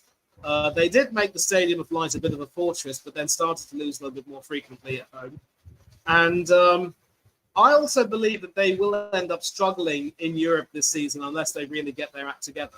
And if they lose Granit Xhaka, I mean, they very nearly lost him to Chelsea, but in the end, Sunderland said, no, there's no way that we can lose him. He's our captain. And I wouldn't be surprised if, there might be some ill feeling, although, Xhaka, credit to him, might end up, being professional about it and say, you know what, I'll stick around this season, oversee our European campaign. But I don't see Sunderland going very far. He wants to go back to Arsenal, Manny. He wants to go back to Arsenal. Would you take him back? Nah. That ship has sailed. I'm always reminded of the words of a famous Irish poet. Never look back, never surrender that future you've earned. Keep to the beaten track, and never return to those bridges you've burnt. We've moved on from him. He's moved on from us. And I'll tell you what, last season, he didn't really endear himself to us when we played them at the Stadium of Light. And of course, it was, Mr. Robbie who, snatched that last-minute draw. David Raya David Raya having a sort of a bozo moment there for us. I remember that only too well. Thank you. Yeah, it was a real gotcha for him, wasn't it? A real gotcha. Yeah, Mr. Robbie. You bet. So I think Sunderland will struggle this season unless they, slightly improve their squad. Because there is this fear, in my opinion, that they could very easily end up getting found out. And last season, a lot of the top teams, mind you, were so damn inconsistent that enabled Arsenal to march all the way to the title. And even then, we very nearly bottled it near the end, only for City to outbottle us. So I actually think that next season Sunderland will struggle. They might just avoid relegation, but I don't think we're going to see them in Europe again. And, Régis Le Bris will definitely struggle. But the very fact that we've got Ipswich, Coventry, and Hull City coming up, and I think Coventry do look reasonably strong under Frank Lampard. The ex-Bournemouth manager, Gary O'Neill, is in charge of an Ipswich team that are now in danger of becoming yet another yo-yo club. And Hull City, well, I mean, I do have good cause to remember them. Obviously, when Phil Brown was manager, there was a load of laughs. And under Steve Bruce, they even made an FA Cup final and very nearly beat us in that FA Cup final, only for a certain Santiago Cazorla to whip in a delightful free kick. And then Welsh wizard Aaron Ramsey with a double, scoring in normal and in extra time. But these three teams, I will predict that they will end up struggling unless they, make some good signings. And I think Coventry were looking to get Ross Barkley from Aston Villa, but I think that fell through. So they're going to have to really work hard to get some good players to really beef up their squad. And I don't know if they really have too many. And I think because those three teams are up, I definitely don't see Brentford getting relegated. Obviously not. You should aim to try to finish high. Maybe, if you can get into the Conference League next season, that's a great place to start. Sunderland, I think, might just avoid relegation. And there will be a few others who will end up being found out. I think Bournemouth look good in pre-season. They actually have a really experienced, competent manager, Marco Rosa, who was the RB Leipzig boss, and he managed them in the Champions League. He's also worked with Borussia Dortmund. So even after Andoni Iraola left, Bournemouth appointed a really sound manager. And so I would like to see how Rosa works with the squad. And, obviously I'll be very interested to watch see how well they do in Europe. And if I do get to watch some of their games, I might have to speak with our good mate, Mr. Beasley, about doing some Europa League watch-alongs for the channel. I think that might be really good. But I'll speak to him in private. I do actually really like Bournemouth, Manny. I know they said that about us last season. They might have been a bit tongue-in-cheek about the relegation as well, possibly from them. But I do like them actually as a team, and the likes of them and Brighton. But I mean, Bournemouth are a good team that have also gone like our sort of business model of selling players on. It's the same thing, and we are in the same boat. And they've gone a bit further than us. They have gone further than us, and they got into Europe and so forth. But I just feel that maybe they might struggle a bit because they got Europe as well. It's a lot of games this season for them. And have they really got a big enough squad to cater for it, No, they do have a good knack of being able to replace players. I mean, when they sold Milos Kerkez to Liverpool, it was I was struggling to think how they would replace him, but Adrian Trafford has done a good job at left back. Definitely a good purchase. They did sell Dean Huijsen and Ilya Zabardny to Real Madrid and PSG respectively. But, James Hill, that youngster, has come leaps and bounds and done really well. Marco Senesi was brilliant for them, but he's now gone to Tottenham Hotspur. So they're going to have to replace him.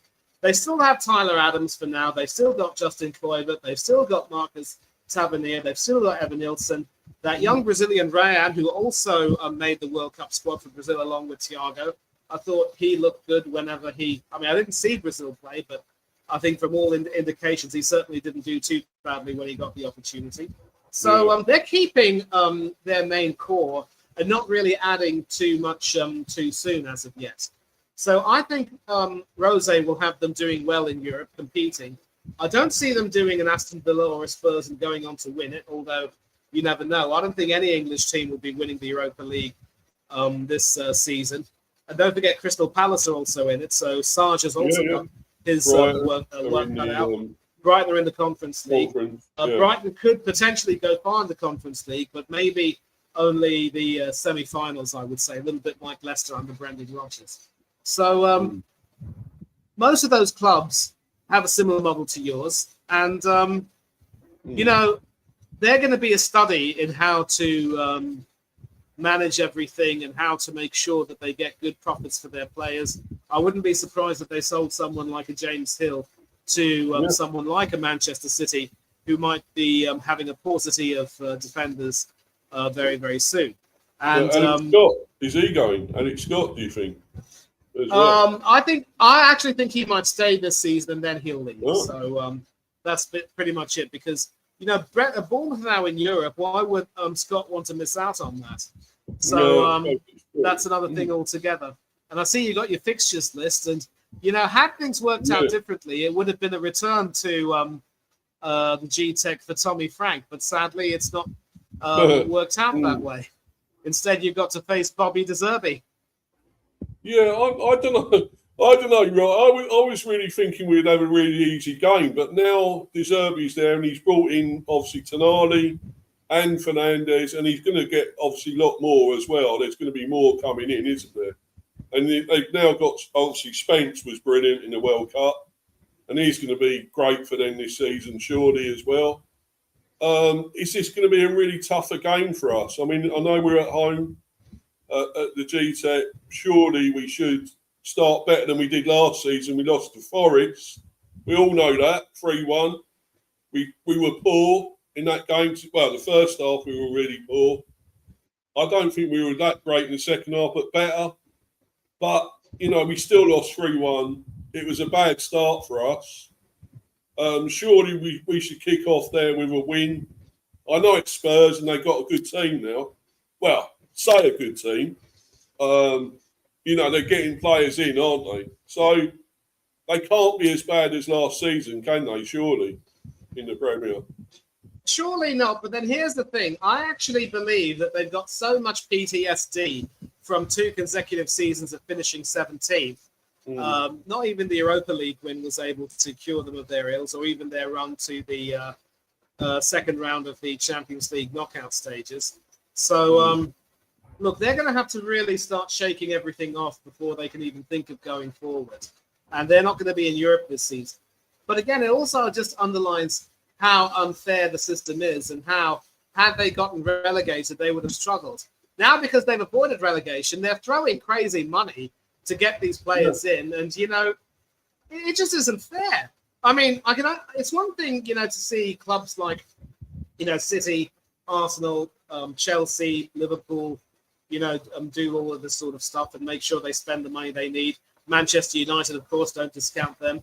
But this Spurs team, I mean, they're only a Big Six club in name, and on the field, they were absolutely diabolical. And if results had gone differently, if results had gone differently last season, we all know they would have gotten relegated. And so they would have had to contemplate. Would have argued about it. They would have deserved to go down, wouldn't they? They were poor. Yes. Yeah, they would have deserved me to go down, although I wouldn't have blamed, Bummy wouldn't have been blamed, though, because really it was Tommy Frank that set the rot in. Igor Tudor didn't really do. You can't blame everything on Frank. I hate that. They blamed everything totally on Thomas Frank. They had a chance to change it, though. They could have changed it. If they weren't happy with him, they could have gone straight away and changed to somebody else. But they took too long. They dithered. Absolutely. It really cost them, Yeah, but then, the thing with me, sorry, Manny, but yeah, exactly. Yeah, I'm glad I was coming to that because look, there were a lot of extenuating circumstances when Spurs finished 17th under Big Ange, and let's face it, they were in no danger of getting relegated because they were more or less safe enough. And Ange took the decision to focus on the Europa League because he knew he had a chance to win a trophy and secure Champions League football. Basically, he got both the penny and the bun, if you know what I mean. And, that was a euphoric moment which made so many Spurs fans so happy. And he also had an injury crisis, just like Frank. So if he had been backed with a bigger transfer window, who's to say they wouldn't have gone far? Instead, what angered me so much was that Frank came in. He was given the backing that Ange was never given. He won his first few games and, had so many people praising him. And there is, of course, one Spurs YouTuber that you and I know. It's not Eugene, by the way. Eugene actually wanted Ange to return. But this other Spurs YouTuber, who I won't name, came on a call-in show and said that he was absolutely delighted to have gotten rid of that useless Aussie Git. I'm replacing another uglier word with the word Git and saying that we have a proper manager. But then when it comes to that horrible run... He won you a frigging trophy at the end of the day. He got you a European trophy. And absolutely. Absolutely. I mean, listen, I despise Mikel Arteta, but I'm not going to sack him after he won us the league. I mean, that's preposterous. Although we have to accept, but we crapped the bed in the Champions League final in Budapest, and I can never forgive Arteta for that. And even David Raya, you shit the bed, Yeah, exactly. And even David Raya as well. I'm sorry, he didn't conduct himself well in that game. Had an ugly clearance, which very nearly cost us a goal. And in the penalty shootout, the less said about that, the better. But like I said, for me, with regard to Spurs, there was and their fans, there was so much of an anti-Ange agenda, where they even had the gall to say that it was Ange who set in this culture of losing. But if Frank actually supposedly stopped the rot with his wins in his first few games. And had they gone on and done really well, they would have given Frank all the credit. But instead, they blamed it on Ange for no reason. And Ange also had his share of injuries, even worse, at a worse level than, maybe not worse, but almost as bad as Frank did. But while Frank was given so much of, compassion, Ange was given short shrift. Was it because he was an Aussie or because he didn't treat the media, properly? That angered me so much. Frank is a decent manager, but my biggest fear, Steve, was that the job was far too big for him. And when it came to, handling the squad that literally was shell-shocked by, Ange's brutal sacking, which was definitely uncalled for, they needed a proven winner or someone better to really take, to calm everyone down and, let them do well. Had they hired De Zerbi at the very beginning instead of Tommy Frank, I think things would have been a lot different because De Zerbi was able to get a tune out of them. He got them feeling a little bit better. And of course, there was the Christian Romero controversy near the end, but that was sort of dealt with. The bottom line is De Zerbi saved them, and now he's being given the confidence.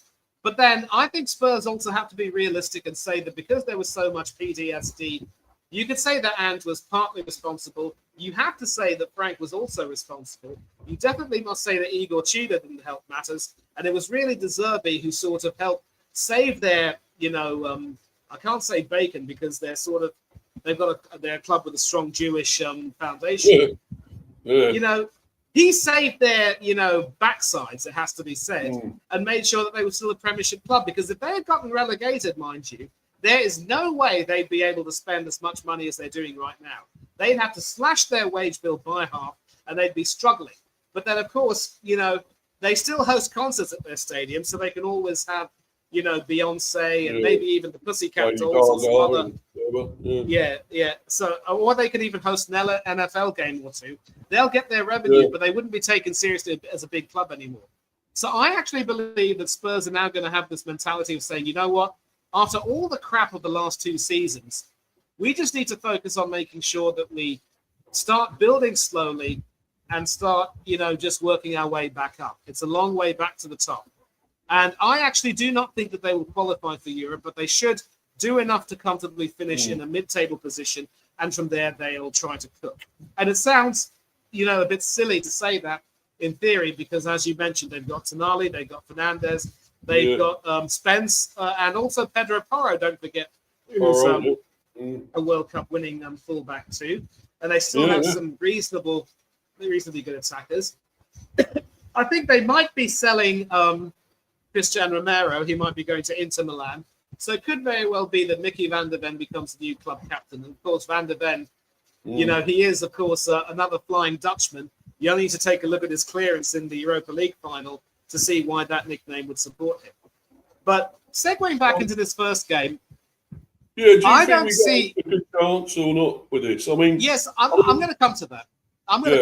I think against some Spurs, you should be able to get points from this. If not a win, then definitely a draw. But just for you, Steve, I'm hoping that you pip them 2-1. We've only beaten them once in the Premier so far. Since we've been in the Premier, we've only beaten them once in all that time. Yeah, it's due to not beat them again now. We're due to beat them again, aren't we? Surely, Yeah, exactly. And what would be the icing on the cake? Would be when we beat them 3-1 at their stadium, right? Trying to think how long ago it was. 2, 3, 4 seasons ago, maybe 5. I don't know. It was a while back. But we beat them. They had Harry Kane, they had Son, they had who else would they have had in that team? Probably Madison and players like that. They had a hell of a team, and we still beat them 3-1. So even now that they've got maybe a slightly weakened team, apart from the likes of Tonali and whatever else, Fernandez and all that, surely we've got a greater chance than ever of beating them now in our first game, at the G-Set. Exactly. And that's another reason why I hope that you will pip them 2-1. And what would be the icing on the cake? What would be the icing on the cake would be if the former Arsenal youth player Jadon Anthony were to score the winning goal. That would literally leave them sick to their stomach. Yeah, that'd be great. I'd love that, Benny. But another one with Leeds, right? I think we drew with them once and did we beat them once? No, I think we had 2 draws. Were they 2 draws? last season. So we didn't even beat them. I think they were both draws against them last season. And they're not a bad team, actually. I thought they would struggle. I thought they were going to go down last season, Manny. I don't know if you thought that. But they had obviously got Mr. Farker as manager. And he's done quite a good job, really, hasn't he, when you think about it there? Yeah, he has. And certainly he's been able to get the best out of his squad. And let's also not forget, he got them to the FA Cup semi-final only to lose to Chelsea and that bugger Enzo Fernandez scoring the winning goal. I'm so glad that City beat them in the FA Cup final because I wanted Leeds to go through. And, it's also going to segue back into a chat that I'm going to have with Craig soon about how the FA Cup is losing its value because now if you reach the final of the FA Cup and, you play against a team that's already secured Champions League qualification, you won't get into the Europa League unless you do a Crystal Palace and win it. And I think that's stupid, but that's going to be a topic for another day. And I do have the results from last season. You drew against. Yeah, they were draws. You drew against Leeds 1-1 at the G-Tech, and it was a goalless draw between the two entities at Ellen Road. As far as your record against Tottenham is concerned, I believe you did lose to them 2-0 at their stadium. But when it came to sure, we won there. We did win there, didn't we? No, I'm talking about last season. Last season. Yeah, last season. Yeah. So it could very well have been that when someone like maybe Conte was the manager, you mentioned it was a few seasons ago. In fact, this is another reason why I'm always so glad to have Google on my fingertips. So I'm going to take a look at this. Tottenham 1-3 Brentford. And the 20th of May, 2023. A few years back, but yeah. Yeah, so that was when Ryan Mason was the was someone there, and he was and they were going through a lot of upheaval then, and I think Conte had resigned, so Stellini came in, and then Mason obviously had to pick up the slack when Stellini was given as much. Oh, they did. Yes, I agree. And further to your point, they had, obviously, as you mentioned, they had Harry Kane, Dejan Kulusevski as the front two, Heung-min Son, of course, on the left. Yeah. There was, of course, some players like, Yves Bissouma, Arnaut Danjuma, Emerson Royale, and Clement Longley. Less said about them, the better. And and of course, actually, those were the subs I mentioned. For starting, I think you had those are the starters and subs. You had Lucas Moura, Pedro Porro, Richarlison, and Ivan Perisic, and you also had they also had Eric Dyer, Pape Sarr on the bench. Of course, Fraser Forster was in goal for Tottenham that day, but still, that's not much of an excuse, is it? So yeah, you did beat them, and you beat them very well. And Harry Kane put them 1-0 up, and they were 1-0 up at half time. But in the second half, you ripped them apart. Brian and Boma with a brace on 50 and 62. Johan Visa putting the putting the cherry on top with the goal in the 88th minute. Exactly. So look, So I think as I said, you should have a really good chance of at least, if not beating them by 1 goal, at least drawing against Tottenham at the G-Tech. Leeds against Brentford, though, might be a different story. The Leeds one would be tougher, wouldn't it? Away. Because our away form wasn't the best at times last season, and we've got to improve that. Oh, absolutely. Yeah, absolutely. But saying that, going to Leeds, we should go to Leeds and be confident, surely. Leeds are not, even though they've done all right last season, and they surprised everyone, I think, how great they were at the end. Look, they were struggling to start with. They were down in the bottom, and people were thinking, well, they're going to go down or whatever.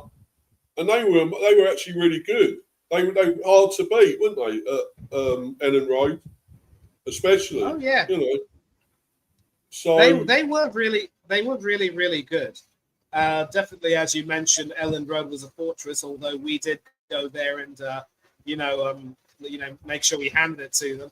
And they've also managed to keep a good chunk of their squad from last season. I think they sold Carl Darlow to Manchester United, and they brought in Harry Wilson on a free, definitely contributing to the all-Welsh atmosphere. I mean, it's out. It is, of course, out with one Welshman, in with another, but still, it's pretty good. They've got Anton Stack, who's also a deceptively good set-piece specialist. James Justin, I really rate him as a good right-back, although you probably see him playing as more of a right centre-back in the back three. And Farker used a back five for the most part in his system. It was a 5-4-1, which brought some good dividends. They still have the likes of Brendan Aronson, Daniel James, Joe Roden, Ethan Ampadu. Lucas Perry, I think, ended up being their cup goalkeeper and did quite well for them, actually, winning a penalty shootout against West Ham in the quarterfinals. And German international there, Lucas Amecha. And so they still got, a big core of their squad as well from last season. So they're not going to be very easy. So do you think we come away with a draw, maybe? Do you think that'd be a great result? I think a draw would be really, really good, and it will, of course, remain to be seen just how well this team sort of gets rolling. And obviously, I think that it's their second game. They're playing their first game away from home, so it's their first home game. Yeah. So they're obviously going to be a little bit, determined to make sure they put on a good show for their fans.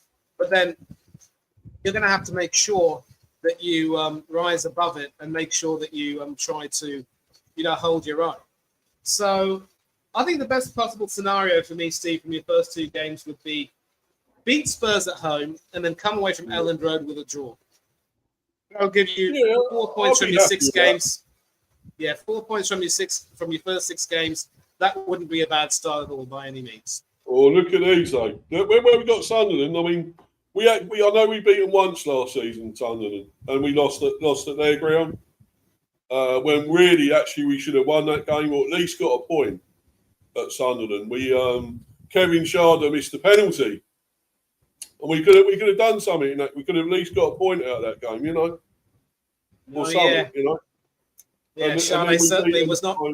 Sharday certainly was not a smooth operator that day. No, no, he certainly wasn't. We weren't in paradise at that time either. So, but I mean, do you think? You said you thought Sunderland that Regis Labrie is a one-season wonder, maybe. Do you think he will have a tough season with Europe as well? And maybe we could take advantage of that. I believe he will have a tough. Yeah, I believe he will have a tough season with European competition. I think the majority of his squad, aside from Xhaka, are very honest, hard-working professionals. I know in Geertruida and Robbie, they've got 2 Dutch internationals who definitely add a little bit of quality. But they just seem to be a team for whom the whole is greater than the sum of their parts. I don't see them having that much in terms of actual quality that will really get them over the line against some of the bigger teams in Europe. Maybe they'll do all right in the league phase. They could secure qualification for the knockout phases, for the knockout stage, but that would be as good as it gets. And I do believe that, against Sunderland at the G-Tech, you should be able to beat them, quite comfortably. I mean, I wouldn't say comfortably necessarily, but you should be, again, too much for them. Just make sure that you avoid making any mistakes and not allow them to play their football and, jobs are good at. And in fact, in theory, that's 7 points in. So we beat them, that's 7 points. That's a pretty good start. That is a good start. But Bournemouth next. I know what you're going to say. You're probably, you're going to go there and lose, Steve. Yeah. Go to Bournemouth and lose. Yeah. Mate, listen, Steve, look, I love working with up the cherries in all departments, but I am not about to, start another war between the cherries and the bees. I'm sorry, but you're actually a bogey team, Manny. They hardly ever beat us. Last season? We beat them and then we drew 0-0 with them.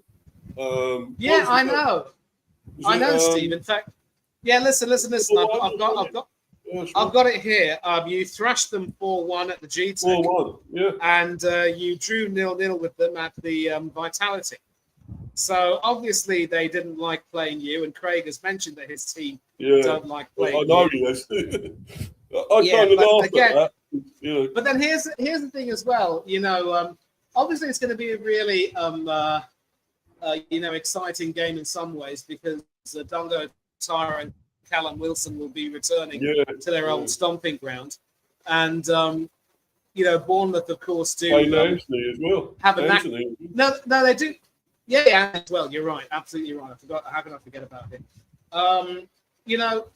Bournemouth, having said that, do have a pretty good knack of being able to upstage their former stars who come back to haunt them, who come back to play against them. Whether it's Dominic Solanke or even Eddie Howe with Newcastle, of course, and Callum Wilson, of course, with Newcastle at the time. Then, of course, it was Antoine Semenyo and Milos Kerkez as well with City and Liverpool, respectively. Bournemouth, had them unstuck. Now, Bournemouth are going to be under a new manager. I'd like to think that, he'll have them being quite tight. So it's going to be hard to choose. I think this might also end up being a draw. Because, yes, you may be their bogey team, but not too many teams go to the Vitality Stadium and come away with a win. Yeah. I just thought it might be a little bit easier since they got no Iriola anymore. I know you're saying this new manager is pretty decent, but I just feel maybe there's a good chance because they have lost some good players again, don't forget. I know they've still got a very good core of good players still. They're still decent there. But I just feel maybe we will have more of a chance because, as I say, we are their bogey team. We've beaten them more times than not. And I keep always expecting them to turn up, and because I do rate Bournemouth, as I told you, I like Bournemouth.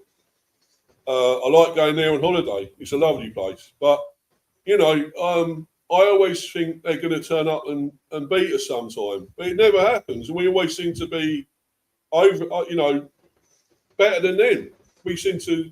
They don't seem to turn up. And I keep wondering why that is, why we got a hold over them, But it could be different this time. I hope it's not, we get a rude awakening and they suddenly, they are at home as well. They would be expected to win that game. So it's not going to be easy, I would have thought. So maybe another draw. But Exactly. I don't know, Manny, with that. Thing is Chelsea as well. We got Chelsea at home. I'd love to win that one. I really would. Oh, yeah. That one, Oh, yeah. know. Oh, yeah. Oh, yeah. Henderson, of course. I don't think he'll get the minutes coming back from the GTEC, but he could very well be in the squad. And, Welbeck. yeah, yeah, this is going to be difficult. This is going to be difficult as well because Chelsea have also spent a great deal of money and they've brought in some recruits. Thankfully, that irritating little Spanish Get Cucurella's not playing for them anymore. He's gone to Real Madrid. Well, he's gone, isn't he? Yeah, he's there. Yeah. And, they have brought in an Italian right back, Palestra, who I rate quite highly. He'll definitely give Reece James some competition. And, they're also going to be determined to make sure they start on the right foot under Xabi Alonso. So this one, I think, having said that, the best you can hope for is probably a draw, and that's what I'm hoping for you as well. I would love to see you beat them because I'm not too fond of them, as you can see. But they're just going to be a little bit too strong at the moment. And, I'm not so sure they will be. I just got a feeling that, yes, they've got Henderson and that in now, and Welbeck, of course, and whatever else. But I think they've gone because they've gone away from their project of getting young players, wasn't it? It was like a crash there, a crash for young players, wasn't it? Chelsea, let's be honest. Yeah. And they've now moved away from that and getting the more experienced players in. So that's sort of a good thing. That probably helped their youngsters, I suppose, as well. The likes of what they got, the young Brazilian guy, what's his name? Is it on the right or whatever? How's his name now? Can't think of it. Esteval William, I think that's what. Is it Esteval? Yeah, that's the one, Esteval. And the one they got for Brighton, he was good striker. I rated him. I think he got a lot of their goals. He's probably one of their top goal scorers last season. God, I can't believe I've forgotten his name. João Gomez? Not João Gomez, is it? No, not Gomez. João Pedro. Pedro, that's it. João Pedro, that's it. And I mean, they've got still a good lot of players there. I mean, and obviously Enzo is still there. I take it. I think he hasn't gone yet. It's still a very good team. But Cole Palmer, of course, whether he'll be fit enough this season. So it won't be easy for us, but I think we might have a chance of winning that. I really do. It's at the G-Tech again, so I think we've got a really good chance, Manny. I really do. So as I said, I'd love you to beat them, but again, let's not also forget they've signed, Morgan Rogers, Danny Welbeck as well to add a little bit more beef. Of course, Rogers. I'm happy that Rogers has not joined Arsenal because Arteta would have ruined him, and Alonso will definitely get him cooking.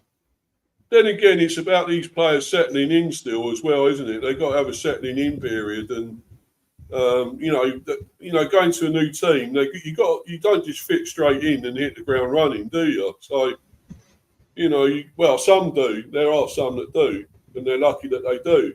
But it's like with our ones, this Sangare and whatever. We're expecting him to hit the ground running, straight away, and that might not happen. So, you've got to give him a bit of time, haven't you? I mean, it's like, say, Liverpool last year with Wirtz. He was a real disappointment, Wirtz, I thought, for Liverpool. With his reputation and how great he was, that everyone said he was, he didn't do enough, did he? He wasn't good enough, Manny, last season. He wasn't great, was he? Yeah, not really. But again, certain players will probably take a little bit more time to adapt than others. And don't forget, this is Wirtz's first season. In stark contrast, you've got people like Rogers and Welbeck who are Premier League ready.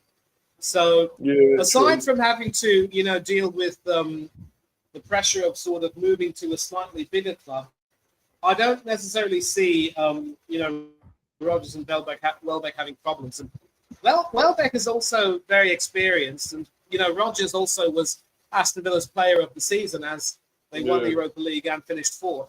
So obviously, he's got to.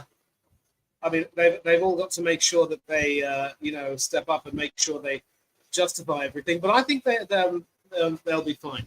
I think they'll be fine. It's. You mentioned Wirtz as well. He had his issues, but I don't see him necessarily having any real problems this time around. And under a different manager, I think he's going to be fine. This one, of course, I'm just going to nip off for a minute, and I'll be back in 60 seconds. But please talk about it. Yeah, no worries, mate. No worries. So Villa we got as well, and away done a double over them last season. So I'm not sure it'd be as easy this time to beat them, but they've done the triple in a way. We beat them in the Carabao Cup as well, knocked them out there. So it's whether it be as easy, I don't know. They of course won Europa League last season, so very good team still, Villa. But of course they've lost one or two. They of course lost Rogers now, has gone. So it'd be good if we could keep our hold over them and do another triple over them or something this season or double, because they're a good team, Villa. And they'll probably be up there again, I would say, maybe in the top 5, 6, maybe. again, I would think. And of course, they're in Europe again. So, it's going to be interesting. I'd love to get a win there, but as I say, the away form has to improve. That's where we need some big points away from home. We didn't do that enough last season. At one stage, we were actually. It was amazing how shit we were at home at one stage, and then suddenly we were getting results away, and our away form was really good. But I think we need that real happy medium, that of having a really good home form and away. We need that. So if we can just pick up points now and again, or a 3-point away somewhere, I think that would be great. We could do it at Villa. We could. I mean, say we done double last season over them, but you never know. Liverpool as well. We got them at the GTEC. Of course, now Iraola in charge. Will it be difficult for him now? I don't know. He's got a hell of a lot of great players to work with, though, more than maybe. And I'm not having a go at Bournemouth, not slagging them off. They're a very good team. But at Liverpool, you've got the money, you've got the players. I think Konate is gone, I believe, from them. And he wasn't great anyway last season. There was other things that made that happen, because obviously his father passed away, I believe, which wasn't great.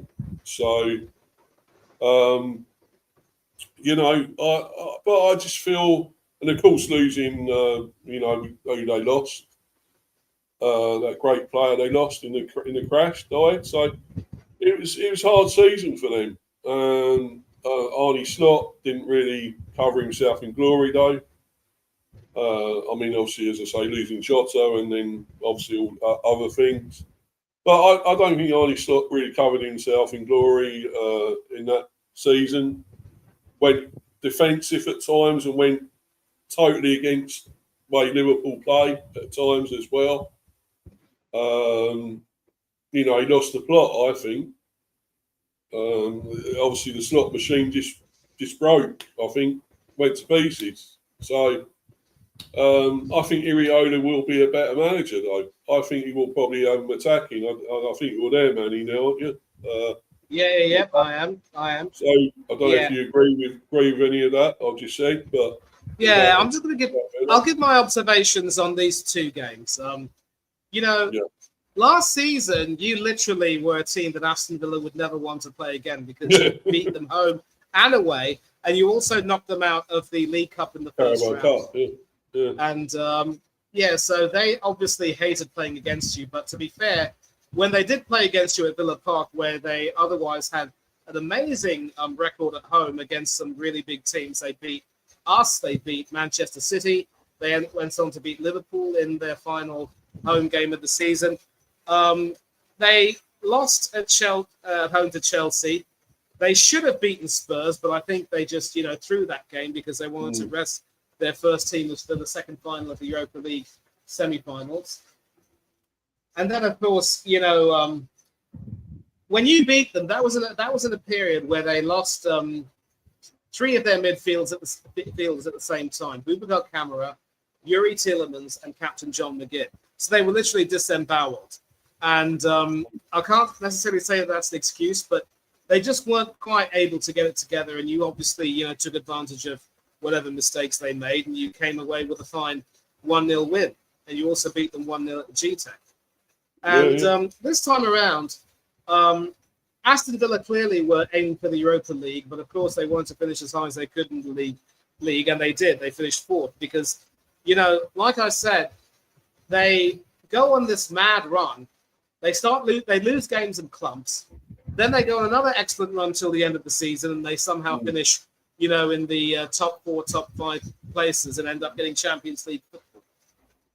This time around, the coefficient will be under threat because I don't think any of the English teams in the Europa League will have a chance of winning. And even with Brighton, I only see them getting as far as the semi-finals. So in lieu of that, I don't think we will have the coefficient in our favour that will give us an extra Champions League place. So it will just be a top 4. And so for Aston Villa to continue in the getting Champions League football, they'll have to win the Champions League this season, which I don't think will be necessarily impossible. Because trivia, the last time Unai Emery won the Europa League with Villarreal, beating us in the semis and beating United in the final, the following season he took it to the semi-finals of the Champions League, losing to Liverpool and Jurgen Klopp. And that team had ex-gunner Francois Coquelin and an aging, creaking Raul Albiol in the defence. So that just goes to show how great a manager Unai Emery is. He literally is an expert. Yeah, he's really good at being able to turn literal water into wine, with a large majority of the squad having been there since your ex-manager Dean Smith was in charge at the club. Now, of course, they said that he said goodbye to Douglas Luiz. He should be saying goodbye to Leon Bailey, but there will still be 10 other players who will have been there or thereabouts when Dean Smith was managing the club, including, of course, ex-Bs Konsa and Watkins. Yeah, it could be Arsenal manning Konsa. He's not going to go to us. I mean, well, no. Yeah, Emery is not going to. Emery is not going to do us any favors. He told us to go bugger off when we made an approach to Morgan Rogers because again we didn't want to pay the money, and now we're trying to have an outrageous low ball offer for Ezri Konsa. Why would he agree to that? And Konsa is Emery's vice captain now, so he's not letting one of his trusted lieutenants go. No chance. XP, of course, as well. Yes, as you said. Now, this Aston Villa team, as I said earlier, have let 3 of their Europa League winning stars go. Morgan Rogers, Yuri Tillemans, and Luca Digne. 3 big players, but they've managed to get in about 150 million quid in transfer fees while also getting some very big wages off the books. So they have literally now become more or less a selling club. But they are now investing in youth, younger talent. They've got this chap in Manzambi, a Swiss international, who also played for Freiburg last season and was a key player in their run to the Europa League final where they lost to Aston Villa. And interestingly enough, if you saw at the end of the Argentina-Switzerland game, Emi Martinez actually walked up to Manzambi and, offered commiserations and, they were congratulating each other. And then he asked him, "Are you coming to Aston Villa, mate?" And Manzambi said, "Yeah, I'll be there soon." And the irony is that Manzambi was supposed to go to Newcastle, but then Villa hijacked that deal. And then that was when Eddie Howe decided, you know what, I can't take this anymore. I want to quit. And he's gone, yeah. They've also managed to buy João Gomez from Wolverhampton, the Wanderers, of course, as he might be expected to be a replacement for Andre Onana, who sadly he ruptured his ACL at the World Cup, although Villa will be compensated by FIFA. They will be compensated by FIFA because it happened during the World Cup, so they will get some money there. They've also secured another victory in ensuring that this really exciting young striker, Brian Maggio, can now be registered. I don't want to go too in-depth in the details, but for some reason, he wasn't allowed to be registered last season. But this season, now they've recently lodged an appeal with CAS, and it was approved earlier today.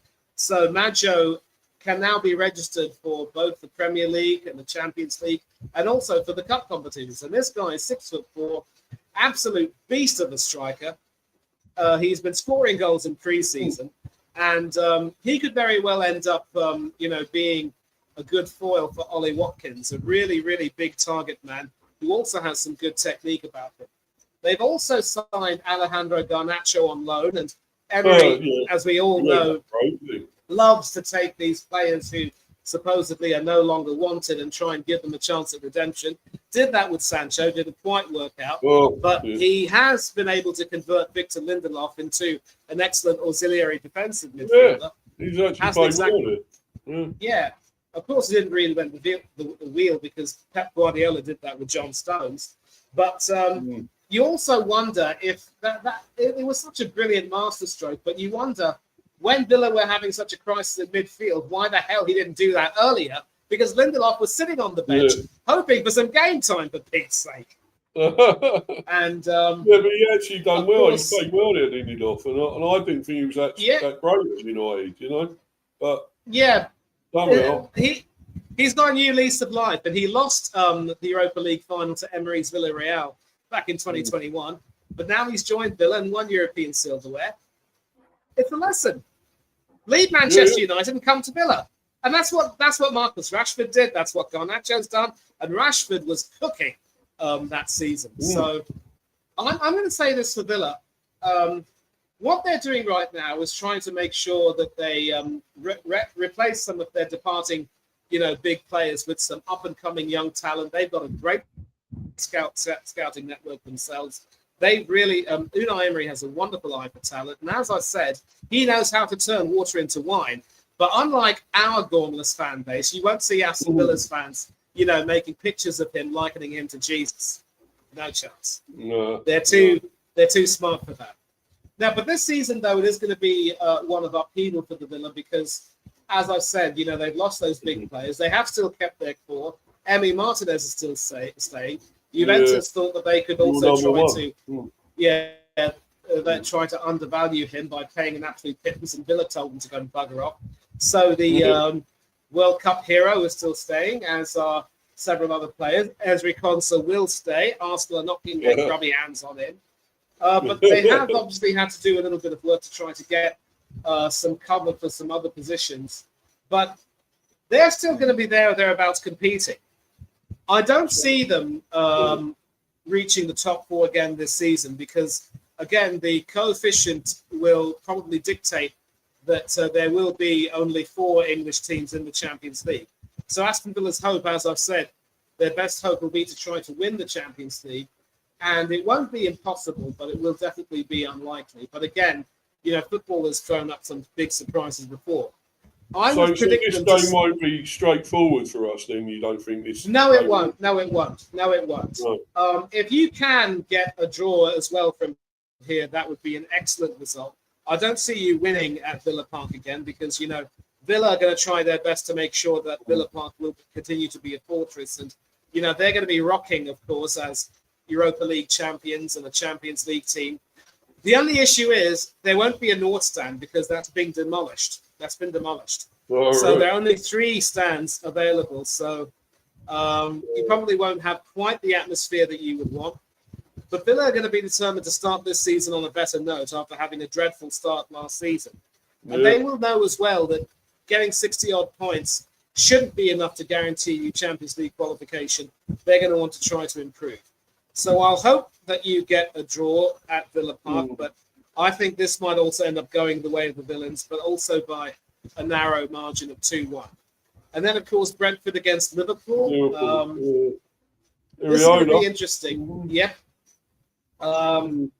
Again, how do you think he'd do there, Manny? Different.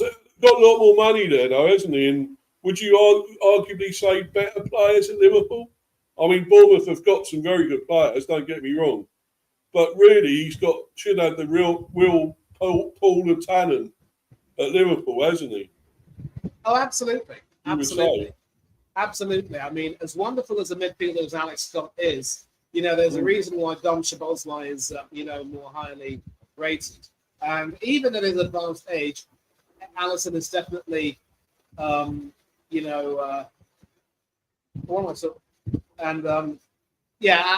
even in his advanced age, is still a far better goalkeeper than Georgi Petrovic can ever hope to be. Chelsea reject, of course. Yeah. But it'll be interesting to see. He'll hit the ground running, though. Do you think he'll do well there? Or, I mean, he's got to be better than Slot, really, hasn't he? You think he'll play better than Slot? Yeah, I definitely think he will play some really good football. And the football that Bournemouth played last season was right up there with Aston Villa's as the best I've seen this season. Those 2 teams are the teams that have really impressed me. And I know people will think that I'm being biased, but I'm not. I call it as I see it.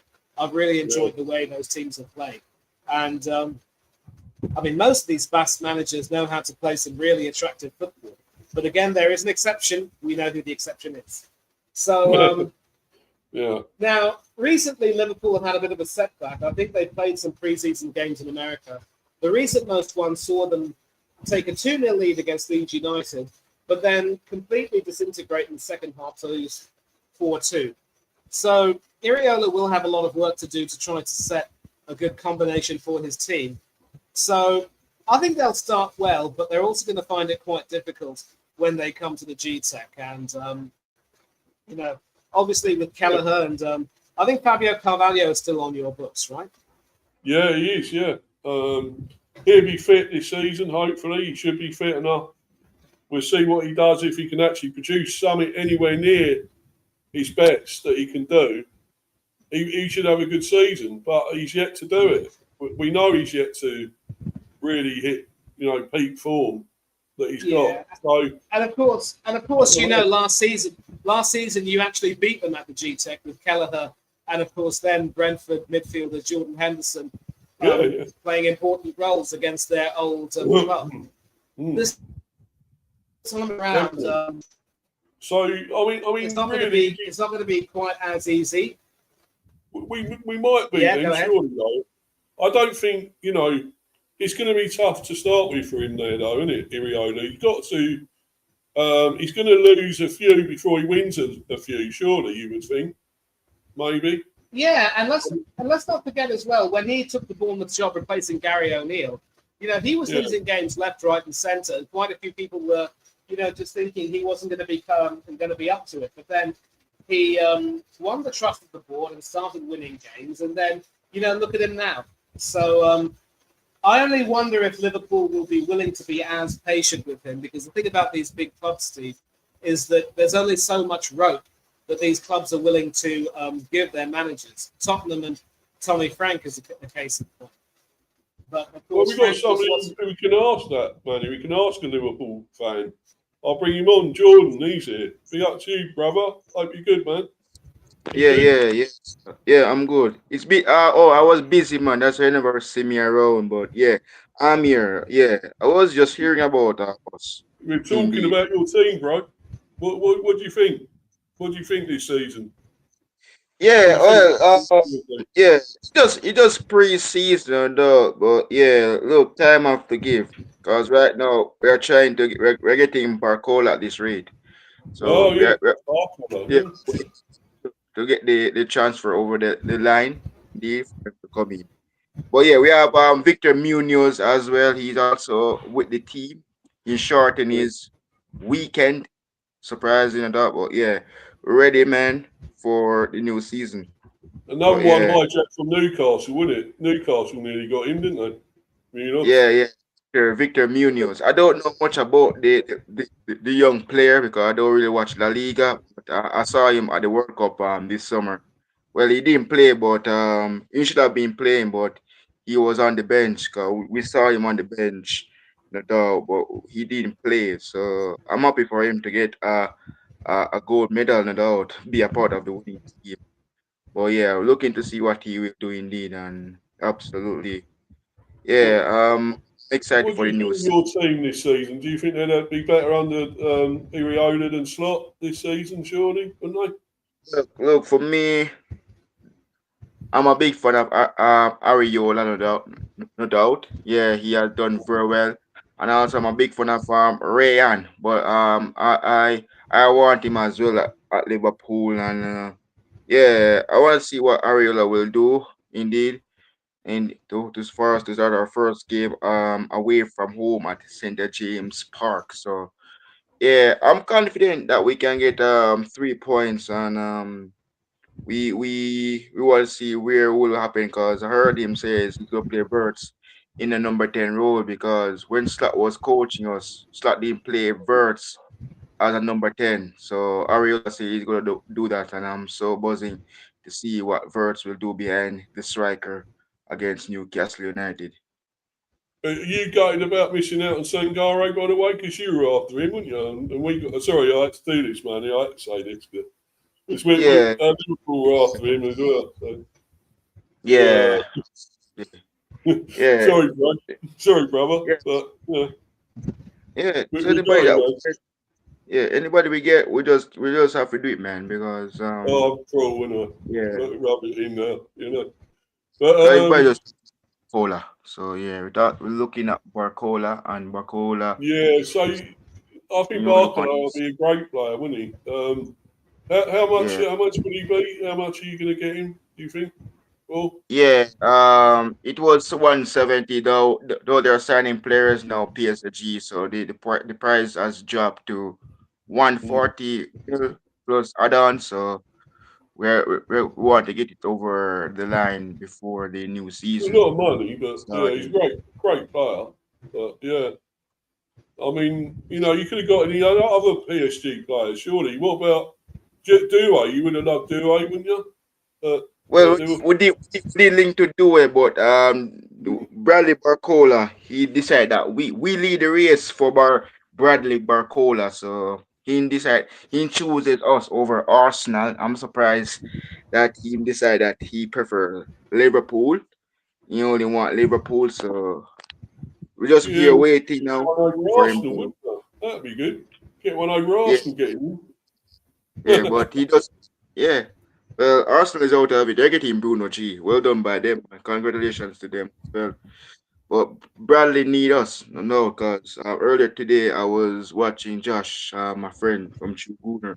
He said, "Look, Bradley Barcola is going to be a Liverpool player, but we have to wait for the here we go from Yeah. Fabrizio Romano. We are waiting, Yeah. and yeah, absolutely. Well, when you hear that, you know it's done, man. You know it's done, don't you? When Fab Romano says that, here we go, it's done. Everybody is waiting for it. Yeah, absolutely, man. Absolutely. I'm a big fan of Bradley Barcola. The way he plays at the back Yeah, of France, scoring goals. I rate him. My friend as well, Josh. He also rate him. Every Arsenal fans wants him, but it looks to me like they're talking about Vinicius Junior from Real Madrid. So yeah. everyone wants a Brazilian trios at Arsenal. But yeah, for us, I'm happy, man. I'm happy. We just need to get the transfer over the line and get the player in, man. So we don't know what number he will get, but we just have to see Indy, because we need to make sure we get him to Anfield to Yeah. do medical, and for us to really announce him as a Liverpool player now. So yeah, I'm looking forward to see the Bradley Barcola So, deal and so everything Manny, done. did you want Barker as well then at Arsenal? Is that true? You want to get him as well? Um, well, here's the thing about Barcola. I mean, one of the biggest criticisms about him is that, you Mm. know, he definitely makes some excellent runs and can be, you know, very sharp in that regard. But in terms Yeah. of end product, you know, he doesn't really score very much. And I don't want to, you know, be blasphemous here, but we've already got a Noni Madueke who can't finish the toppy. Mm. We don't Yeah. probably wouldn't need you know, Barcola, but you know, Barcola obviously he's proven his worth with PSG over the years, and you know, he is without any doubt a good player. I just don't know if he's what we would need. And as far as Vinicius Junior is concerned, we're not getting our hands on him. No. I don't know if we're going to raise anywhere near enough funds to get him unless we sell some of our players, including a certain Gabriel Martinelli, who you know would be Yes. pure profit for us You if sold we could Trossard, didn't sell you, him. and all that? You sold Trossard. What Yeah, about we did. Odegaard? Do you think you can get rid of Odegaard? No, he's the captain's pet. He's not going anywhere. Yeah. I'm afraid. Well, he ain't good enough, is he? Really? I mean, he's all right in the World Cup. He done quite well for Norway, but he never does it for Arsenal, though, does he? And yet he's captain. So, can you explain Yeah, that? it's a case of him very rarely doing it more than anything else. And I just think that, you know, for a captain, you know, he is someone who on whom we depend for moments of inspiration more than anything else. And he just more often than not he fails to provide that. Sometimes he has his moments, he does really well, but other times he just, you know, flatters to the sea. And that's what, you know, we don't like about him. We being, of course, Arsenal fans. So I kind of like where Jordan's going with his prediction, and I mean what he said about Liverpool, and I think, you know, they could certainly do some good things if they can just get their team in order and they can hit the ground running. But as I said, preseason wise, I think, that Ariela's got some work to do to make sure he gets the combination right. And he's already got an injury issue to deal with. A certain Joe Gomez has now been ruled out. And Wataru Endo, of course, had an unfortunate injury, which meant that he missed out on Japan's World Cup. Kanate's gone, isn't he? Kanate's gone. Yeah. Real Madrid. Yeah. Kanate, obviously, as you mentioned, had a lot of personal issues and a real tragedy to deal with. I believe he lost his father, so rest in peace, Senor Kanate. It was on pay this year. But there's also this overwhelming feeling that along with Van Dijk, he's just one of those defenders who's pretty much, you could say, past his meridian. It might be better that he, leaves and rediscovers the happiness and joy of football elsewhere. So, there are some issues with that. I think the defence will need a lot of working on. They've already said, I know Jordan will know that they've said goodbye to Andrew Robertson, who, of all things, has gone to Tottenham. Figure. Yeah. So For me, I'm shocked. For me, it's not only me alone. All Liverpool fans as well. We're surprised. We wouldn't even look into see him where we don't even like that club, man. We don't even like Spurs, but yeah.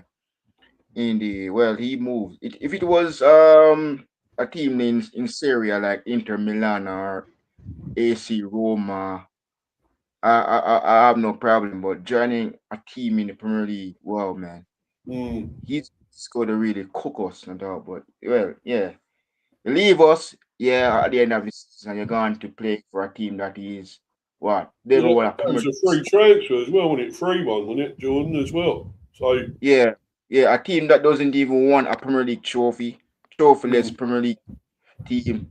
Arsenal always own Spurs when it comes to North London derbies, but wish him all the best. Well, we're gonna face him when it comes on Spurs and Liverpool, and I know he's gonna be really good. It's gonna be shocking for him to know because I know what's gonna happen. Seeing him playing different team jersey. For example, if it was Arsenal, I wouldn't even have any problem.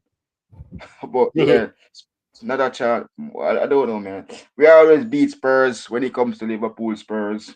We're old Spurs when it comes down to our match up, But Robertson, he's a very, very fantastic player now. You'll give him a warm reception, wouldn't you? You won't boo him on nothing, will you? When he comes with Spurs, will you?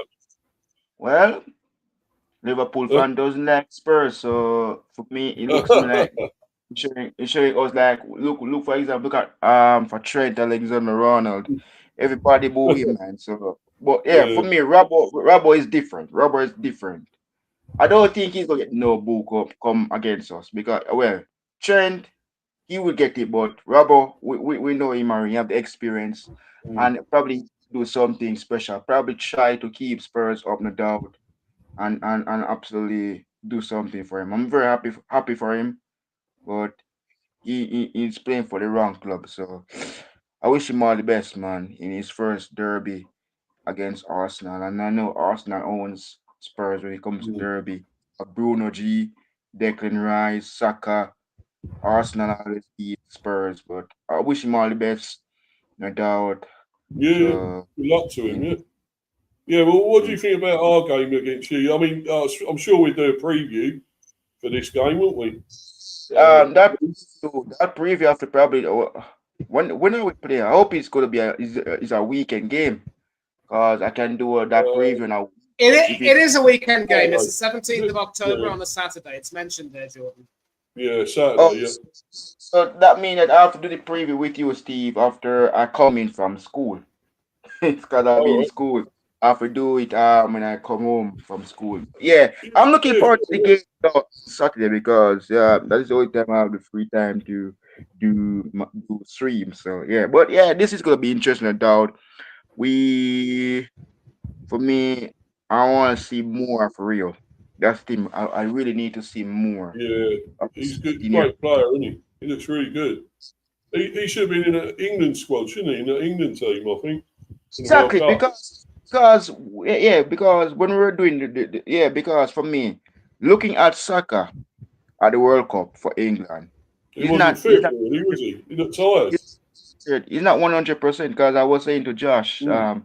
during the England game, he doesn't look 100, and Josh agreed with me. No, He's not fit. He should be no, he wasn't. returning back He weren't to fit. England. No. But yeah, for me, yeah. Look, I have respect for Saka, absolutely does. But if you see how he plays, that's not Saka, man. That's not Saka. For me, everybody will say, "Why they never bring Rio?" Because for me, Rio will probably take on anybody in that World Cup tournament, and I Oh, don't yeah. know what Tuchel did to really left out this 17-year. This is how he's going to learn. Play with the Mm. senior players on the big stage. This is how he's going to learn. This is how he's going to really know how to play with the players that Declan Rice. They will help him. Jordan Henderson, Pickford, these guys will help him. But yeah, you play him in the warm up for England, then you doesn't bring him to the World Cup. So yeah, you play for third place, you beat France, absolutely. Yeah, congratulations, Three Lions. They didn't make it to the finals, but Well, we will probably do something for we them. But weren't much of a consolation in the end, Jordan, I'm afraid. We only got, was it yeah, second? But there we go. It's, third, sorry. We got third. But it's not much of a consolation in the end, is it, really? but yeah, I he's know we young got though. medals and stuff, Yeah, but yeah, he's young. He's young. He's young. yeah. Look, for me, Uh, for me, yeah. Can for you keep me. hold of him, though? Do you think you can keep hold of him if other teams are wanting him, wouldn't they? Surely? Look, for me, Bayern Munich they wanted him, and then we rejected that. He's not for sale. We said he's not going to be sold. We're not selling him. He's not for Yeah. so. He's not for sale. We're not putting him on the transfer market. He's 17 years old, and he needs to learn. We know he's Mm. very tricky out. He loves to take on his opponent, no doubt, but he's not for Nice sale. quality, yeah. Absolute Yeah, baller, man. he's a very fantastic player, no doubt. If it was, yeah, because for me, Rio, I really rate the player. He made the fans of Liverpool excited when he plays, when he gets the ball, he Yeah. dribble. Yeah, we have some little problem with him twisting and turning, but Liverpool is a team. Play the ball, you dribble, you beat one man, pass the ball, and you score. Yeah, I'm very happy for him, no doubt. Now we don't have Salah. We looks to me like we go. I saw highlights of him playing against Sunderland over by the right wing, and I said in my mind, said this kid is something special. No He doubt. is, yeah. I see something in him. No doubt. But yeah, You've got I to think keep we're hold going of to get him. more of him. Yeah. Yeah, yeah, we're going to play him after. I know Ariola will do it absolutely because he's going to play him as well, and absolutely. It looks to me like also Federico Chiesa now. It looks to me like he's gonna be the backup striker now. No doubt. Oh, right. So So yeah, he's and going to also play more. Verts, yeah, everybody. Now we Play more. can see Mm. the better Florian Verts, Steve, because Slot was playing him he's a number 10. He plays as a number 10 at Bayer Leverkusen. I Yeah. know as I heard it good news from Ariola in his press conference, he's gonna play him as number 10 behind the striker. Yeah, because we look Well, Ariola is different Iriola on knows his what he's doing, doesn't he? Iriola knows what he's doing. yeah, Um, and Slot at also I'm times, happy. Slot Yeah, lost the plot. He lost the yeah, plot, Slot, didn't he? yeah. Slot lost the plot, and I'm a pirate, and I fully know it. So, yeah. But Yeah. his slot machine was broken, mate, wasn't it, in the end? So he had to go, you know? Slot lost the plot. Yeah. Yeah, Yeah, because for me, the machine Ariola was is broken. a great Mm. manager, very excellent manager, no doubt. Rival fans always respect him. I respect him. Look, for me, everyone will be saying this is gonna be the Liverpool. Yeah, we know he's different from Jurgen Klopp. He plays his football like Jurgen Klopp, but he plays different to Jurgen Klopp's playing style. But for me, we're gonna get the Liverpool that everyone is scared of. And the team that we used to be that beating teams, as Salah says before he left, Liverpool needs to be back. And Yeah. absolutely, Well, Ariola, you man. were Prem We- champions when Slot took over, when he got you to the Premier title. But Yeah, he absolutely. done that with Klopp's team, didn't he? He done it with Klopp's team. Let's be honest. Yeah, And then and he didn't also, change, did he? yeah, yeah, and also I'm hearing Arsenal fans were saying Diaz a fantastic player now for us. He Mm. plays, club plays him as a false nine. Now he's leaving Bayern Munich for Al Hilal in Saudi Pro League. My friend Josh says he would have taken Diaz because this player know look, it's not slot make us champions, Steve. It's Diaz. Everybody, Oh, yeah. if you ask anybody, they will tell you. Anybody, any rival fan, it's Diaz. Is the real reason why we won that number 20 trophy. That number 20. If it wasn't for him, we probably start at 19. It's Diaz. It's not Slot. Diaz is been doing it for us. And look what happens. Hmm? Well, Look for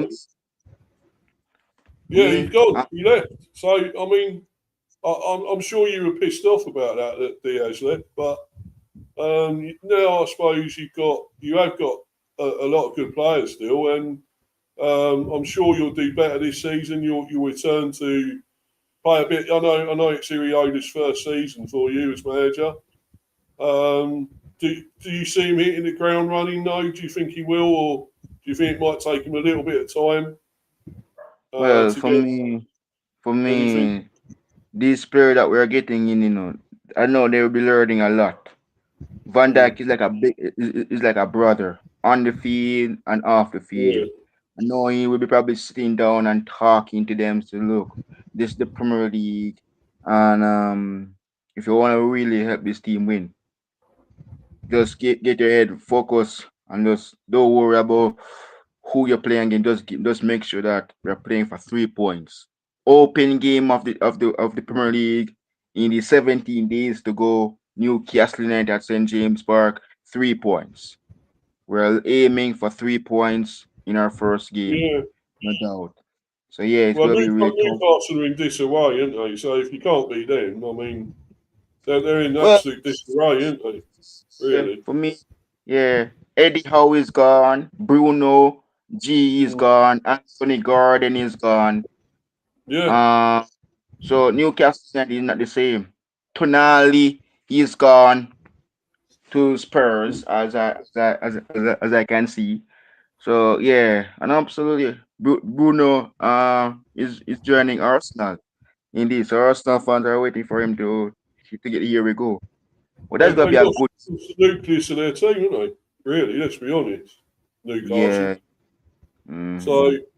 they're going to struggle this season, surely you would think, wouldn't you? Newcastle, Yeah, sure. yeah, because the biggest threat was for us last year was Anthony Gordon. The rest of the players wasn't our problem. Anthony Gordon is now he's gone.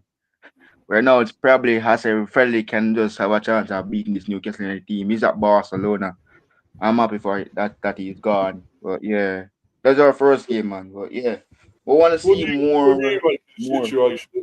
Sorry, Joel. What do you make of the situation at Newcastle, Manny? Yeah, What do the you? situation. Yeah.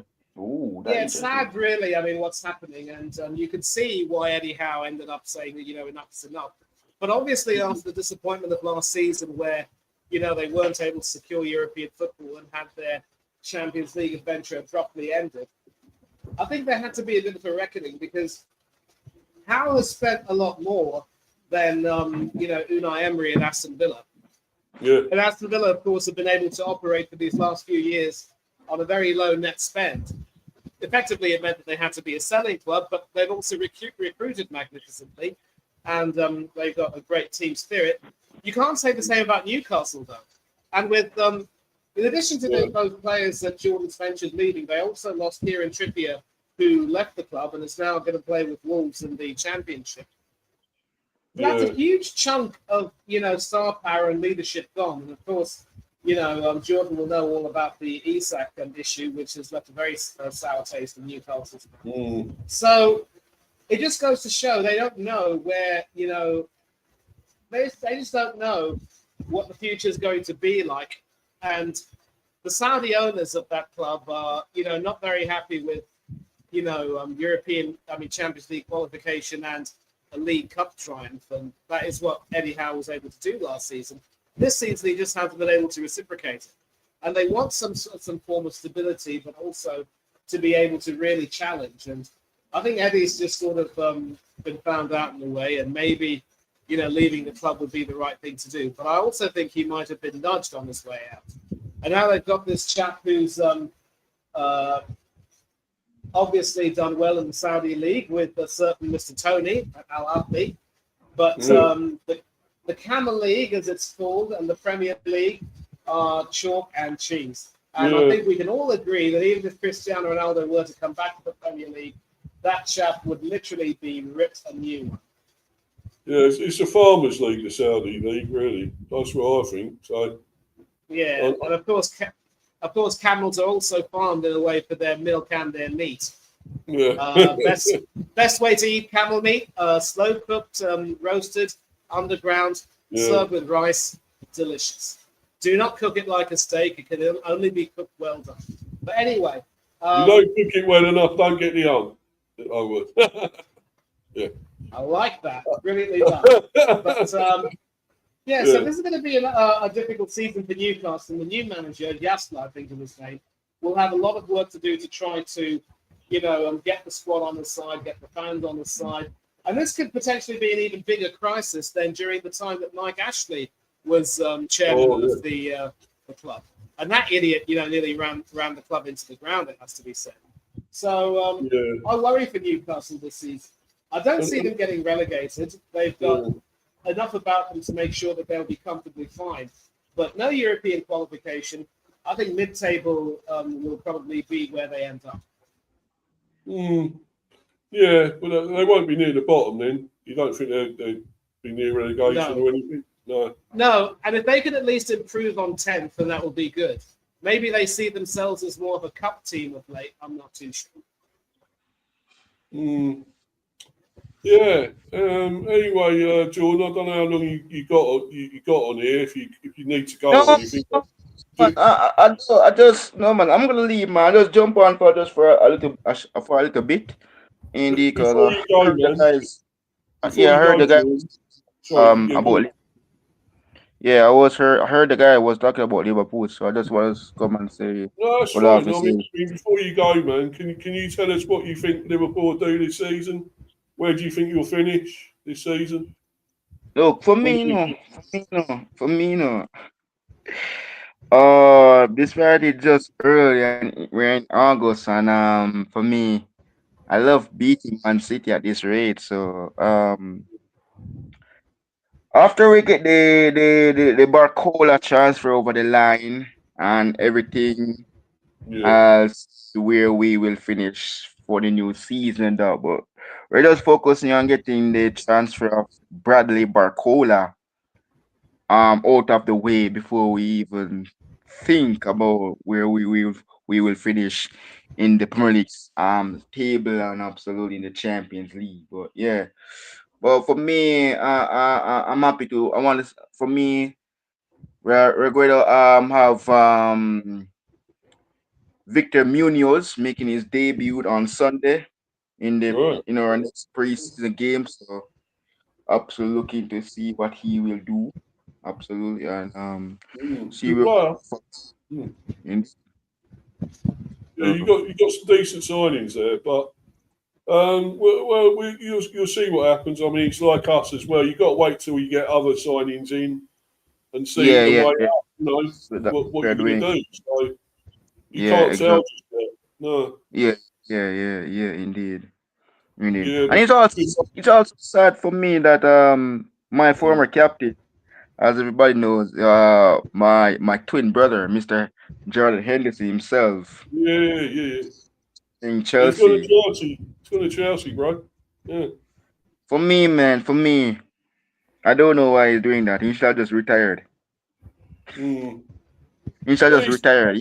Yeah. For me, he should have just he retired, obviously bro. thought he had 2 more years left. He's got 2 more years playing, You see, you know. if you look at him, he's not like Jerry Henderson that everybody knows back in his time Mm. playing with Steven Gerrard, helping us to win trophies like Champions League, these trophies, Yeah. going to Ajax, going to Al Etik, going to you guys, and now going to Chelsea. For what? Arsenal own Chelsea, and also I heard that when him the Mr. Ukraine Neymar is back in the Premier League. Oh, Absolutely, too. oh, Indeed. Madrid. Yeah, Yeah, man. Oh my Madrid. God. Oh He's no. back for love. Yeah, But for me, Yeah, I have yeah. fans, Chelsea fans. Despite you have these players back, Arsenal still own you, same way, no matter what. So if you have Mudrik, I can't see him playing Madrid. They won't play him, will they? They'd get him out, won't they? yeah, No, no, no. What they're going to do, obviously, because in the circumstances of the case was that, it definitely wasn't deliberate, like what happened with Adrian Mutu or Mark Polsnich, also on Chelsea's right. books at the time. I think it was a case of something that really it was something very accidental. Mudrak knowingly didn't do it, so they appealed. They got a sentence, hard. Look, he has to get back up to playing speed, and that's probably going to take the first half of the season. So he will probably get to play in the reserve team. I don't see any club going in for him, but if he does, improve himself, then there's no reason why Xabi Alonso won't, pick him, because at his best, he is still a talented player. And when he played against us, he didn't look too bad at all. He actually had our defense in 6s and 7s for the most part. He's got And I pace. believe it was. He's got pace. So. And I believe it was he who actually scored that brilliant goal at Stamford Bridge, which literally made a fool out of David Raya. I mean, Yeah. I don't know why people. I know he played for you, Steve, but I'm sick and tired of Arsenal fans gassing him up as the best in the league. This guy does not have the all-round skills. He's conceded the most long-range shots in the Premier League, and positionally, he's absolutely awful. Yeah, well. And as far as his penalties, He was good for us, though, Manny. I've got to admit. He was decent for you, but he's just a system player. He's a poor man's Edison Moraes, and there's a reason why Edison doesn't play for Brazil ahead of Alisson. And I know that Jordan will know Alisson very well and really like him. But look, Mudrak at his best can still do very well, but he's not going to play in the first half of the season. If Chelsea want to register him, and if Alonso likes him, by all means. But Alonso will know that there's no way that he can get him up to speed. No chance. He has to wait until maybe the second half of the season so that he can unleash him. But we'll see what happens. We'll see if he actually stays at Chelsea or ends up getting a new club. And Jordan, one question to you: what's the situation with Harvey Elliott? Does he get a chance at Liverpool this season, or are you going to cut him loose? well, look for me. I need him to stay, man. And look for me. I know that I am happy for him to really return back because when he was at Aston Villa, I don't see much of him. I watched Europa League last season, no doubt, and he played a bit. But for me, it's very, very proud and I'm very happy. Look for me, it's him gave us the lead when we played Paris Saint Germain, PSG, before he joined Aston Villa. But for me, yeah, I'm happy to see him back. I want to see where he will play now because for me, he's not new to us. He used to us. So we're happy to have him back at Anfield, no doubt, and I know the fans them are really buzzing to see him, no doubt. So indeed, yeah, we let's see what happens, man. Because Harvey Elliott, because we know what he's capable of doing when he get into a good position of shooting into where indeed for me it's time for it's Yeah. Harvey Elliott show, man. So look for me, I don't look. I'm happy for him, man. I'm really happy for him. No He doubt. was Alex, linked with us at one stage, you know that. Harvey Elliott was linked with the Bees, so I don't know Yeah. if we can still do a deal, get that. I know you want him back at Liverpool, Jordan, but if we could get him, I'll be quite happy, you know. Really. Yeah, he missed us. Yeah, he's back. He looks to me like he missed us, man. He really missed us. Yeah. So because if we, I think How if we much would you still go keep for, him, Jordan? Do you know? How much would you sell him for? well, we don't know if he's up for sale. I don't know Hmm. if we will sell him, but yeah,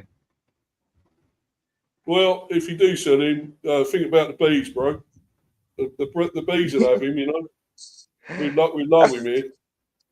So uh, we we got a lot of midfielders. We're going to take another one. Elliot is not like Fabio Carvalho though, but Yeah, that's a Carvalho. great shot, man. That's a great shot. We want him to turn up, brother. You know, he's got to turn up soon and play well, Carvalho, you know, at Sunday. So it might be this season. You never know. So, Yeah. but yeah, we would take Harvey Elliott. But anyway, brother, thanks for coming on. Do you want to promote anything? You got anything coming up? Or For me, it's been a while. I've not been doing transfer. Tomorrow, I'm going to talk about the Bradley Barcola to Liverpool deal getting closer, 140 million. Indeed, and after that, I'm going to be waiting until the here we go. It's the first I've been live doing transfer. So yeah, looking forward to it, man. So yeah, absolutely. That's tomorrow. Oh, right. Yeah. That'd be good. I'll look out for that, man. I'll sub to your channel, of course. Everyone should. Great channel he's got, Jordan, you know. Go and sub to him. I don't know if you know his channel, Manny, but very, very good channel. Jordan Hyman Sports Central. I think I might have subscribed to that, but if I haven't, I'll get back on it. Yeah. Very, very good channel. Yeah, man. Thanks a lot, Steve. So see you. Yeah, indeed. I've been busy with stuff, family. That's why I haven't been on YouTube that much. But this is the first. Oh, that's Well, right. yeah. Yeah, you got to think about your family. Of course, they're important. You know, that is important. So that's always good, man. But we will get together for the preview, Jordan. You know, for our game. Yes, absolutely, Leeds and man. Liverpool. Absolutely. It'll happen, man. Yeah, Do a man. preview. Alright. Do you want to Yeah. do it on my channel or yours? We decide on that, yeah. On what channel? Yeah, sure, man. Yeah. Well, I think we Yeah, can do it on channel. We can do it on your channel. Close to yeah, man. the last Yeah, of the season. no problem. We can do it on mine. Like, Yeah, yeah. no probs, Jordan. Yeah, whatever, man. That's good. No worries, Yeah, bro. man. You have a great evening, man, and enjoy yourself. Yeah, take care. Yeah. Yeah, man. Cheers, No brother. problem, man. All right, then. Cheers, bro. Take care of Take yourself, Jordan. Take care, boy. Cheers, man. Brilliant. Top bloke he is, you know. Top guy. Yep, From absolutely. the old Jamaica. Absolutely. Yeah. You're Caribbean, man. The Caribbean. Yeah, brilliant. Remember the Cool Runnings? Oh, Yul Brynner, man. Yul Brynner. You remember that film? Yeah, Brilliant. feel the rhythm, feel the rhyme. Get on up. It's football time. yeah, the reggae boys, isn't it? Yeah, brilliant. We got Moss Schooner. He's in here. Be up to you, my friend. Arsenal finally get Bruno in. Good signing. Bees Sangara. Yeah, Yeah, definitely. definitely. And who's that? What's that? Haiti should made it 2-1. What's that? Under 20 quarters. I think the World Under 20 Champion. Yeah, the Under 20 World Cup is taking place right now. Let me see if it's going on. Yeah, John Candy. Yeah. R.I.P. Yeah. Canadian Cool Runnings. Yeah. Yeah, it's a shame he passed away. Great, funny guy he was, John Candy. Always remember, I loved a lot of his films, you know, Uncle Buck and everything. Brilliant films. And what was he in he was in Home Alone as well. Yeah, remember him Home in Alone that? 1. Home Alone 1. Yeah. And what's it? Oh, Planes, Trains and Automobiles. What a film that was, Manny. Oh, yeah. Very funny film. Steve Martin. Yeah. But yeah, obviously I won't talk about all these games because we'll be here all night. But I mean, we were talking about obviously Liverpool when obviously Jordan came on, and thanks to you, brother, for coming on. It's great to hear from him. And Hull, I mean, do you think they're gonna struggle this season, Manny? Do you think coming up? 3-1 to the Bees, and yes, I think they will struggle. I don't think they've got the squad to cope. I know that a number of these teams have a knack of being able to be greater than the sum of their parts, but I just think Hull, I just don't see them really coping that well. No. But, Yeah, I think we should beat them. Yeah. Forest, will they struggle again? I don't know. this is going to be interesting because they've got Glasner coming in, and I think Glasner will not receive a happy reception back at Selhurst Park once he gets back. So I would say that this is going to be a really tough sort of game. But for what it's worth, Forest might have lost Elliot Anderson, but they should still have Morgan Gibbs-White. They've got the other Sangare playing in midfield, of course, as I mentioned. And they are quite well stocked in the goalkeeping front with Max Sells and John Victor. But I think they might be signing others on. They've let go of Stefan Ortega and Angus Gunn. How that idiot ended up playing all three of Scotland's games, I will never know. Craig Gordon, easily the better goalkeeper. Yeah. And yes, I said it to people who... But, I think that you should beat Forest as well. I'm going for a 2-1. And that's a game that you definitely need to win. You cannot afford not to win that game. Yeah, I hope so, because last season, they did beat us. I think they might beat us in all the games. Probably whenever we played them, I think we lost. So yeah. And I'm just taking a look at the Hull City squad. Obviously, with Moss in the chat, he'll know that he'll know of Liam Miller, who was a big part of their World Cup squad, and he's also now in the Hull City team. They have signed Premiership veterans Jack Buckland and Matt Targett. Targett, of course, was in the Middlesbrough team that were in the playoff semi-finals, but just missed out. He was obviously a target for them, wasn't he? Yeah. But, absolutely. And now he's back in. I think Hull were also supposed to get Leon Bailey from Aston Villa. I don't know if that has, if it's fallen through or not. But that's going to be interesting because if Targett and Bailey join, Hull City, I think, that'll be an interesting reunion when they go back to Villa Park, definitely. The Tigers, of course. So the Tigers up against the Villains. And, Hull should be easy, and Forest is a must-win. No chance otherwise. Yeah, and then we go to Brighton. We rarely beat them, actually.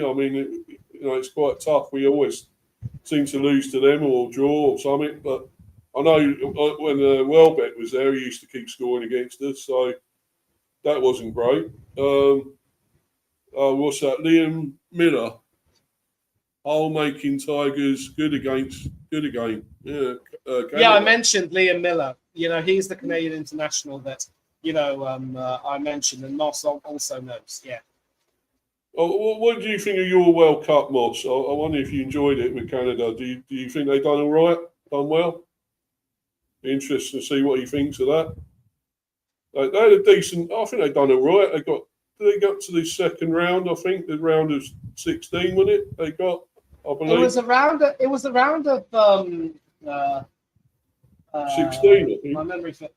No. It was a round of 32 because they came up against Morocco. 32. Sorry, yeah. Morocco beat them, and then they beat the Netherlands in the next round, but then lost to France in the quarterfinals.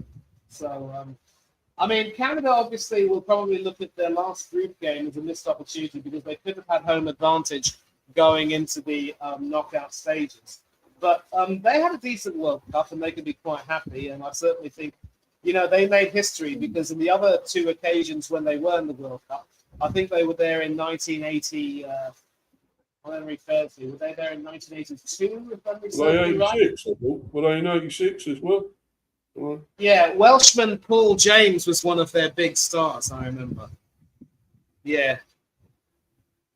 Jonathan David hat-trick versus Qatar. Should have beaten the Swiss.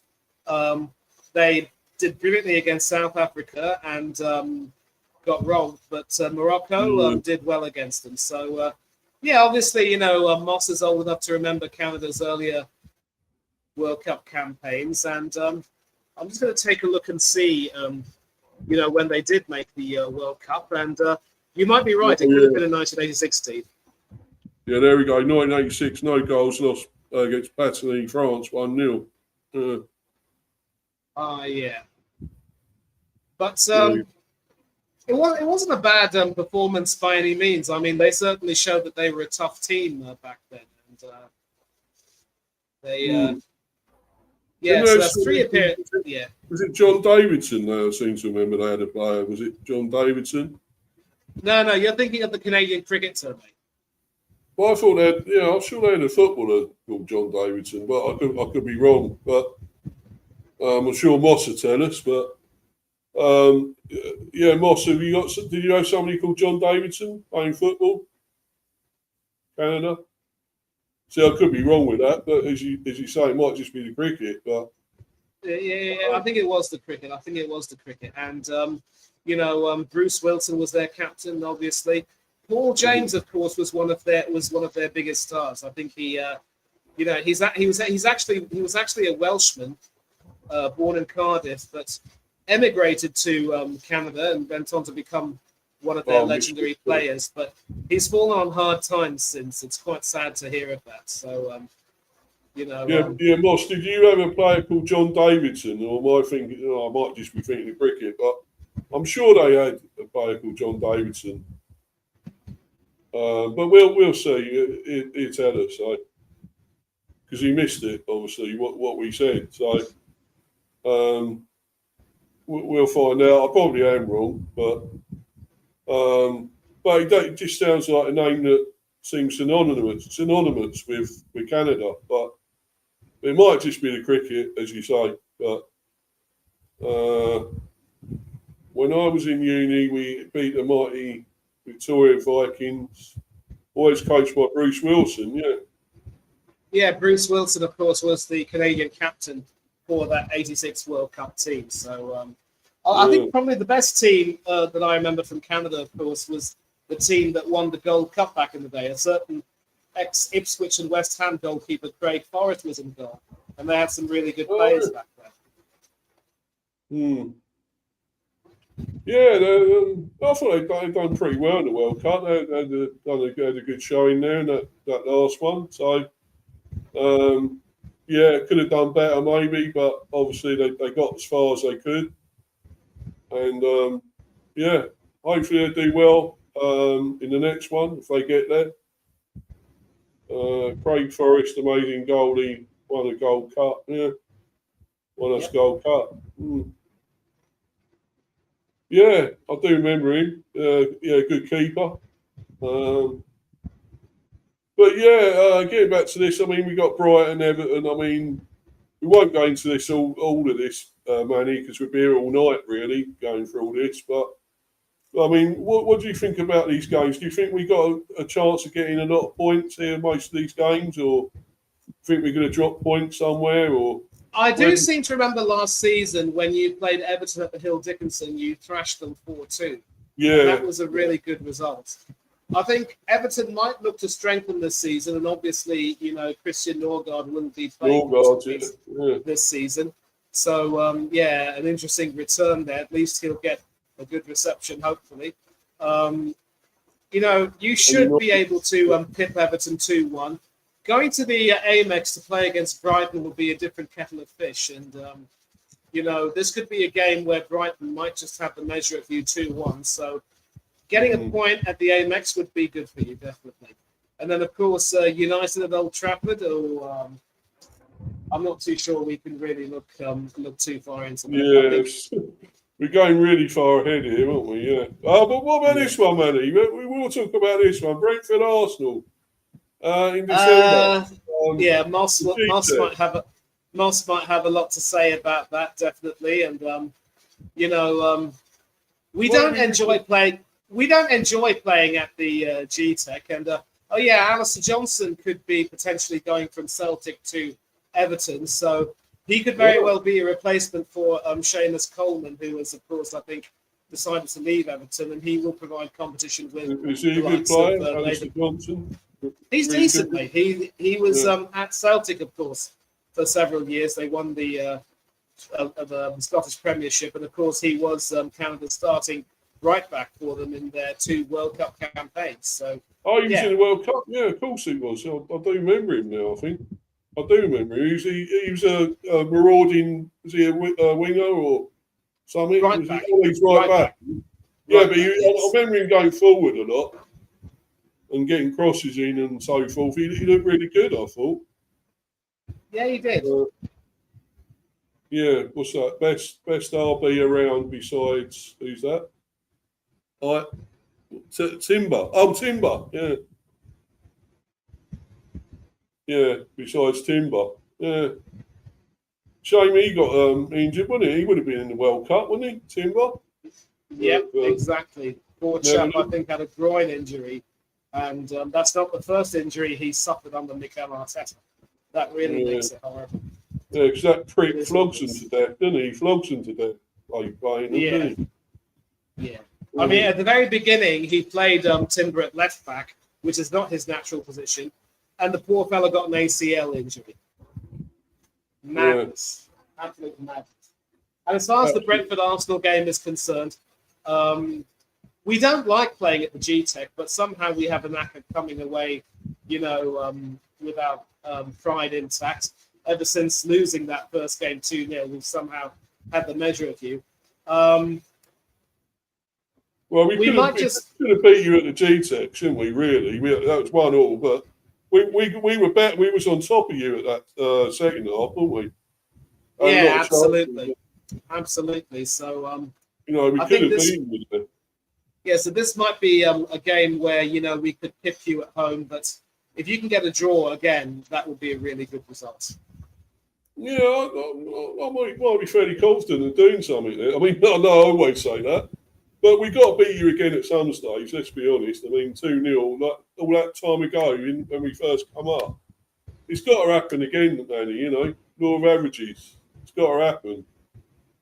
And, we are going to beat you again. I mean, the best chances at home, isn't it? So I think we could beat you there, but you never know. And then City as well. So wonder what state they'll be in, City, with their new Maresca in charge, isn't it? So yeah, there'll be a great deal of flux, obviously, and but then Maresca will definitely have a pretty decent job getting the players on his side, and in the midfield and attack they look good. Defensively, they still look very weak, and with John Stones having gone, I don't rate Ruben Diaz. Abdelkader Kusanov is an accident waiting to happen, and unless they shore up that back line, they could be in trouble. Yeah, but they should still be quite formidable, City. You've got Anderson now, of course, and everything, so they should be quite difficult again. I mean, that was poor by their standards last season, wasn't it? Really, you would say. And I think that was another reason Pep left. Maybe he thought that was it. He couldn't take them any further. He had enough time there. How long was he there? Was it 12 years? Was it 12 years he was there? 10 years, a full decade. But listen, it wasn't even. I wouldn't even call it a question of him having had enough. I just think in the last 2 seasons he started to get completely found out, and I think it just started to drain on him a bit. We very nearly bottled it to them, but they just completely imploded against Everton and against Bournemouth. Of course, they completely lost out. And then when you lose at home to an Aston Villa side that are much changed from that Europa League win, and for whom even many of the players are completely, drunk and hungover after that success, that's when you know that you pretty much passed your meridian as a manager and it's time to go. But he still won 2 cups in his final season, so that's not really small potatoes. Technically, he did better than the season last, but I think it's a case of him trying to win some silverware, which he did, and maybe leaving the team in perhaps, in theory, slightly better hands so that Maresca can take over and do whatever he can do. But a lot of people were thinking that if Arteta would be sacked, he'd end up going to Manchester City. That hasn't happened. And we'll see what happens with Arsenal this season. I mean, the expectations will be high at City, won't they, for Maresca? They want him to do well, but I mean, it's a hard act to follow, isn't it? Following on from Pep, it's a really hard act to follow there, and you've got you know, you still got some great players there still, though. You know, you Yeah. still Donnarumma, you got Gahey, you got is it Rodri still there? You've still got Foden.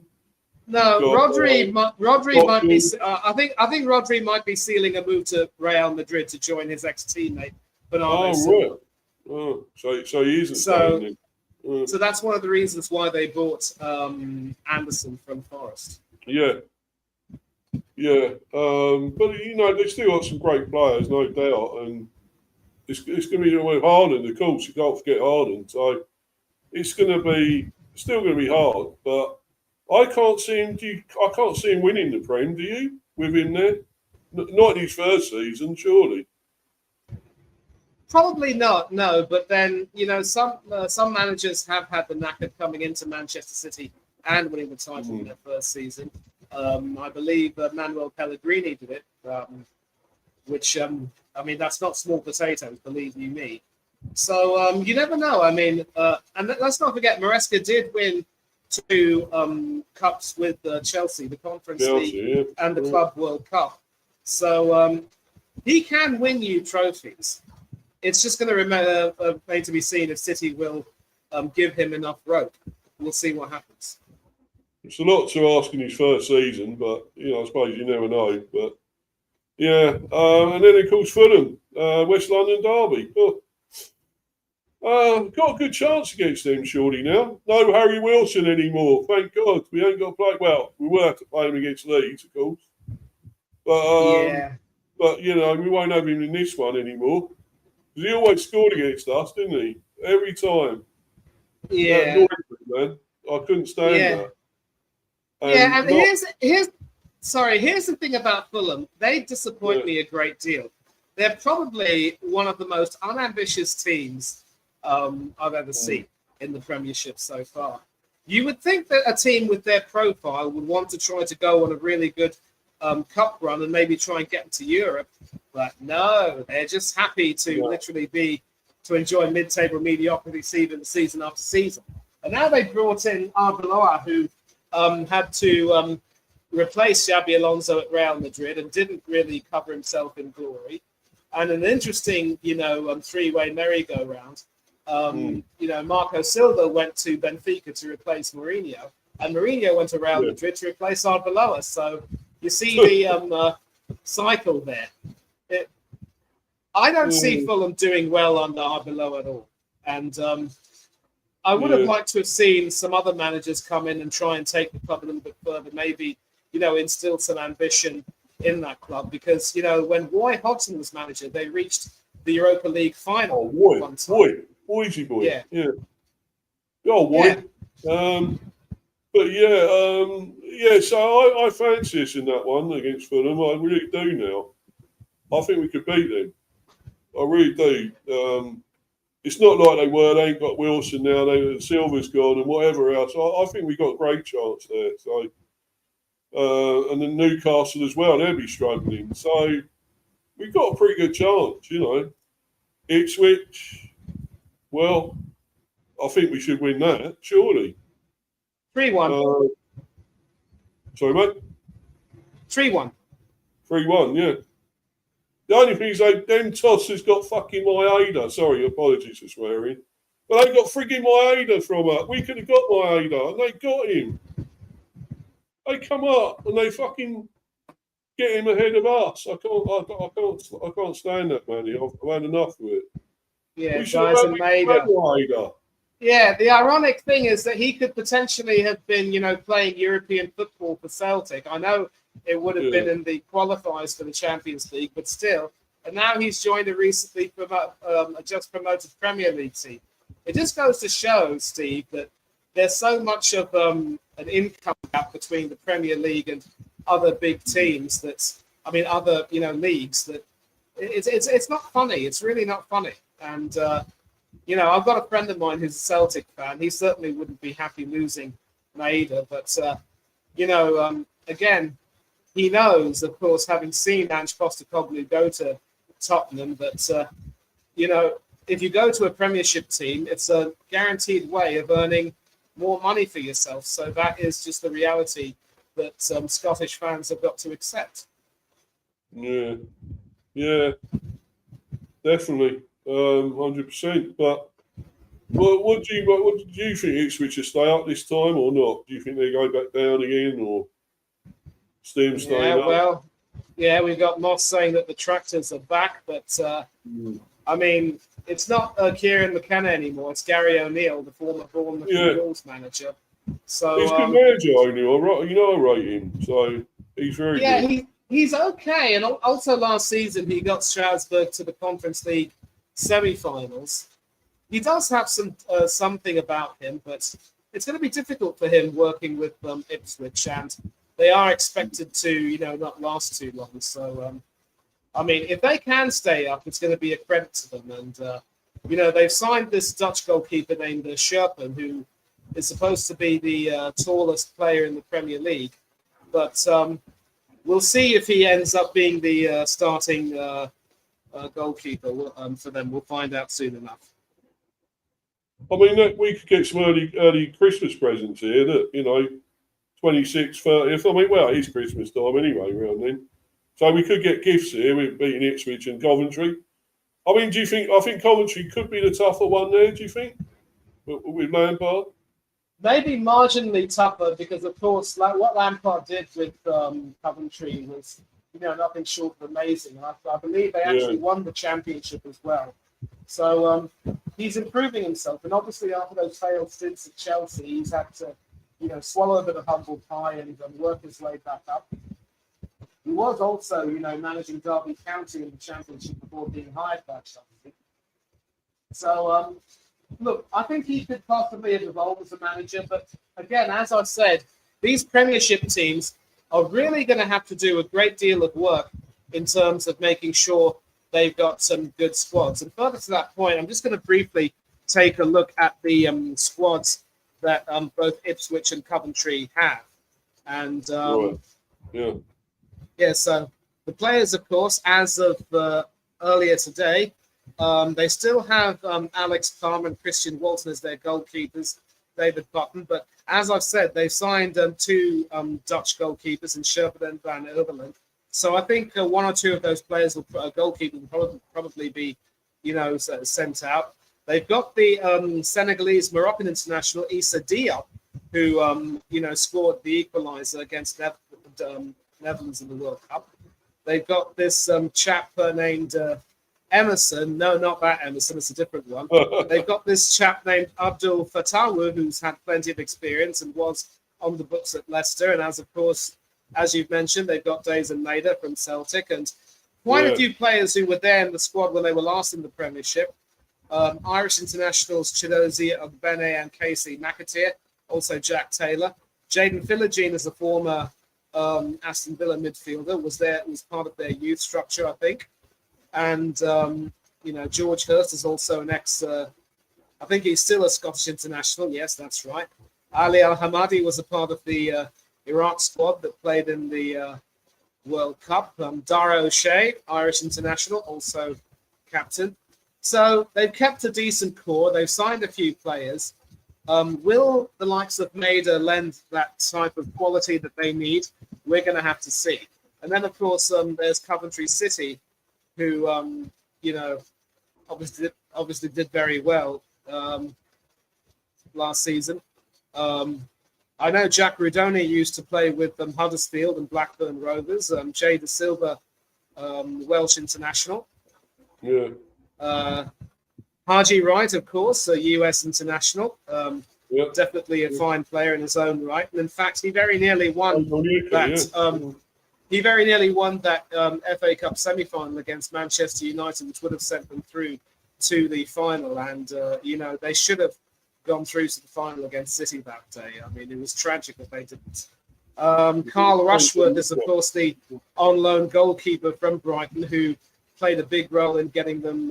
They put him with a buyback clause, isn't there? There's a buyback clause in that as well, apparently, I see. There might be, but I don't see Brighton, exercising that. And of course, Kane Kessler-Hayden, a former Aston Villa youth player.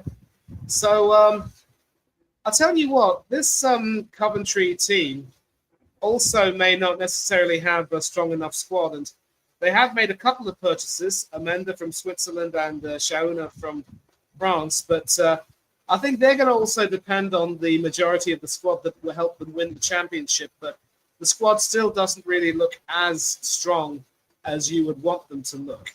So they've got a lot of work to do, and otherwise they could find themselves in big trouble. Joe Ladabodier is a Jamaican international too. I wouldn't want Brandon Onyeka scoring Thompson. against us if he comes back and scores.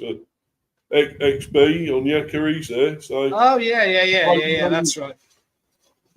Yes, you're right, Frank Onyeka. He was there with you lot, and he moved to Coventry. He left Brentford and is now with Coventry, of course. So yeah, you're right. You definitely wouldn't want him to come back and score against you. So so Coventry City could be in trouble unless they get their chemistry right. Ipswich do have a decent squad and they could do quite well, but again, there's always going to be a lot of reason to worry about the three promoted teams that come up. I know that Sunderland broke the mold last season, and obviously, they were a success story.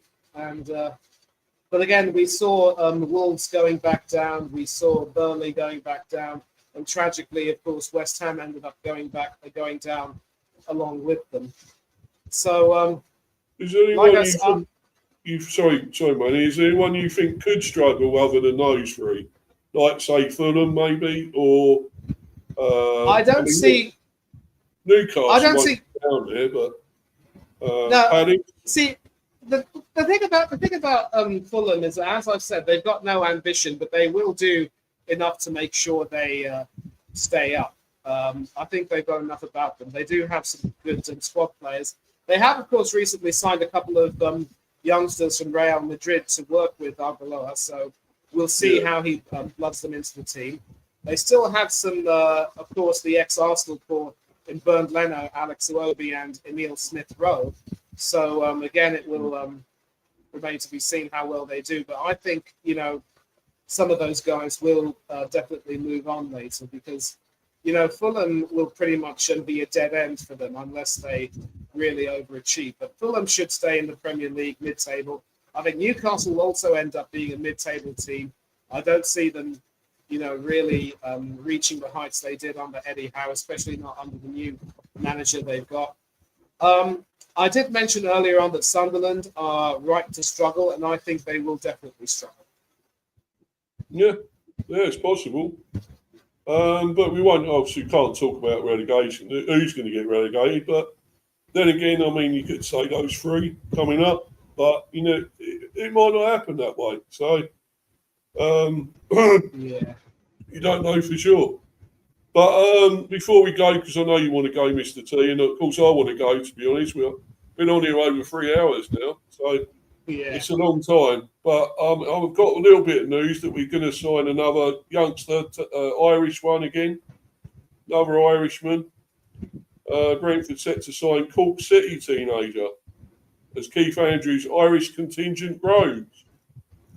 We're going to sign Cork City star Donald O'Connor.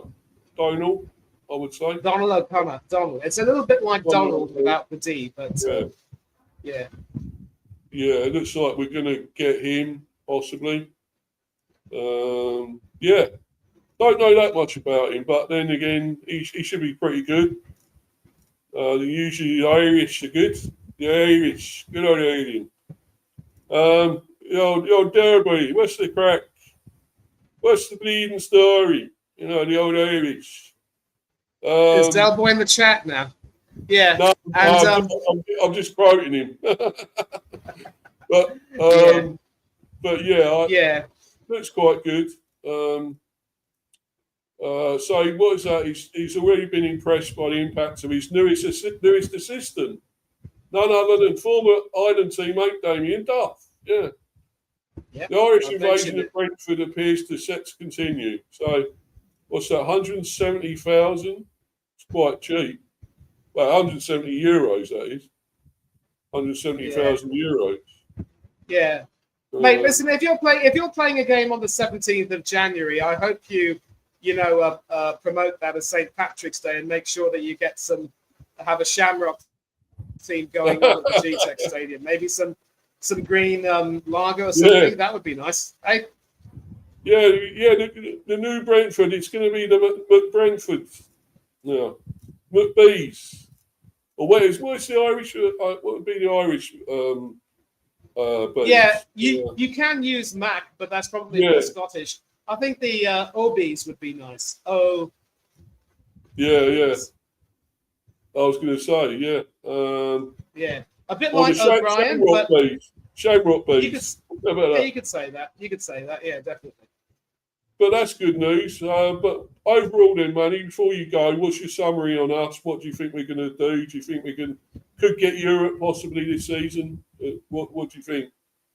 I think, if you are able to maintain a good level of cohesion and if your new signings hit the ground running, I mean, I do have some good hopes for Sangare and how he will slot into that midfield. And the fact that you were able to get him, snatch him from the greedy tentacles of some bigger clubs, that should be something that you can definitely be very happy with. And, if your new signings do blood in well and end up, doing really well, then you should definitely try and rise a bit higher.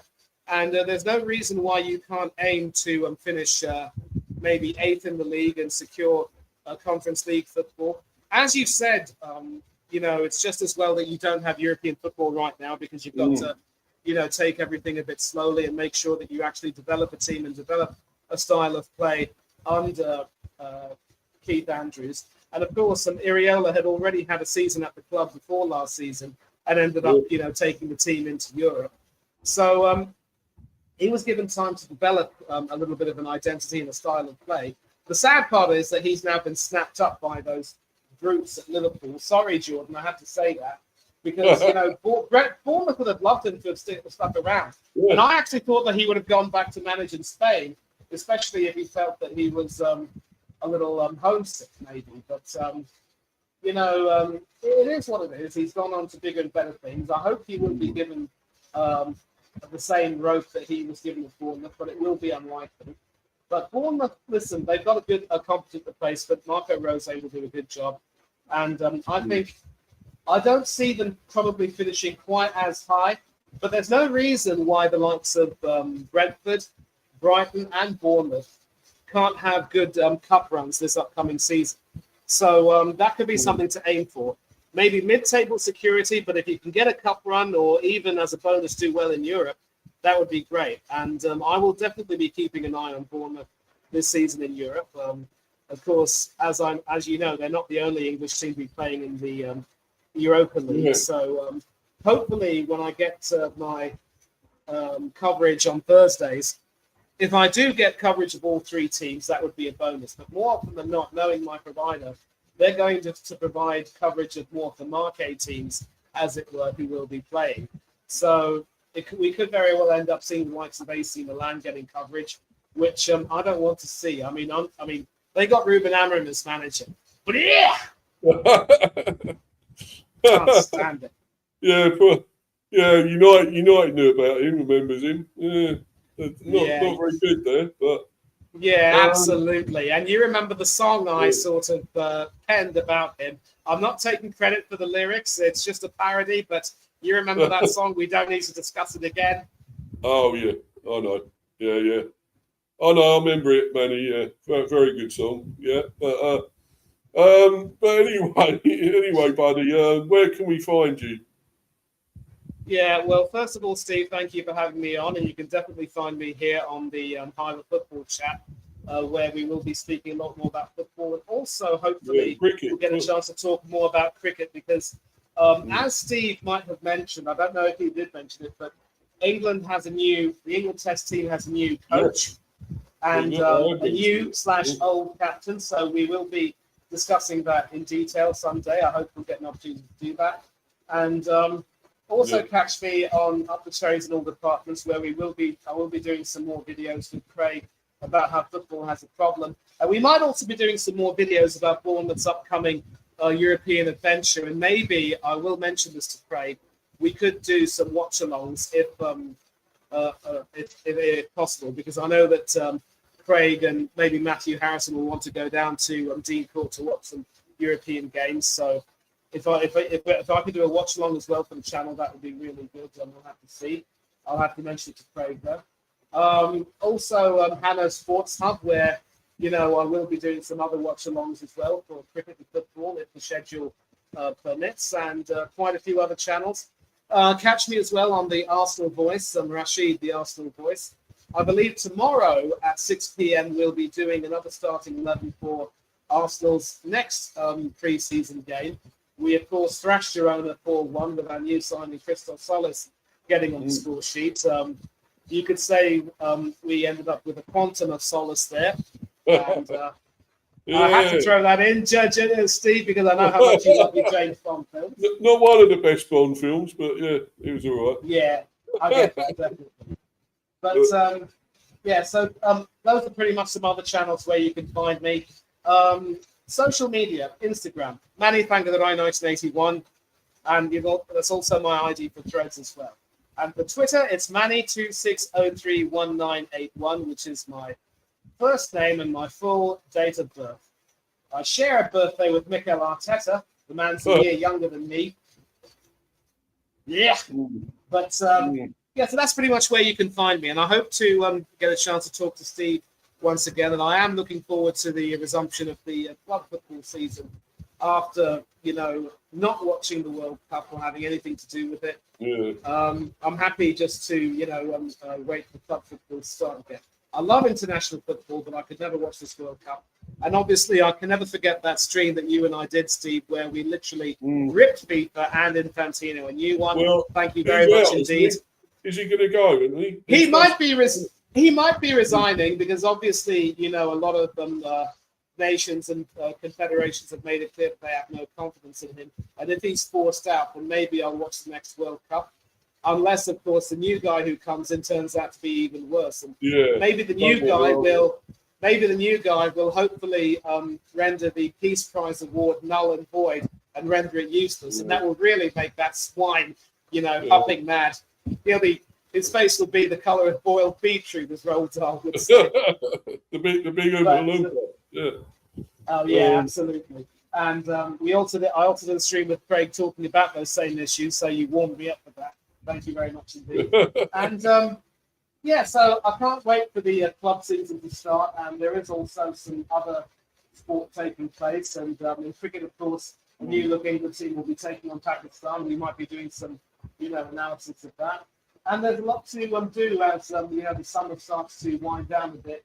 It is still a bit hot in the UK, so I can't wait for temperatures to cool down a bit. And I know that my friends back there, including Steve, are not having the best of it. So just hold on for a bit, everyone, and I hope things will get better. In the meantime, all I can say is thanks a lot, Steve, again, and thanks to everyone in the chat who's joined in. Big up to Jordan as well. And I've actually got to go and, have a shower because I had a huge day at the gym. So, I don't want to stink this stream up any more than I am now, literally. So, as always, take care of so to everyone, so as always, take care of yourselves, be safe, be happy. Do unto others as you'd have others do unto you, and don't do anything that Steve and I wouldn't do. But again, from Steve and me to you, I bid you adieu, and Steve will take you home. Cheers everyone. Brother. Take care. Take care. Brilliant guy, Manny. He knows his stuff, as we all know. A font of knowledge. Really top guy, lovely guy.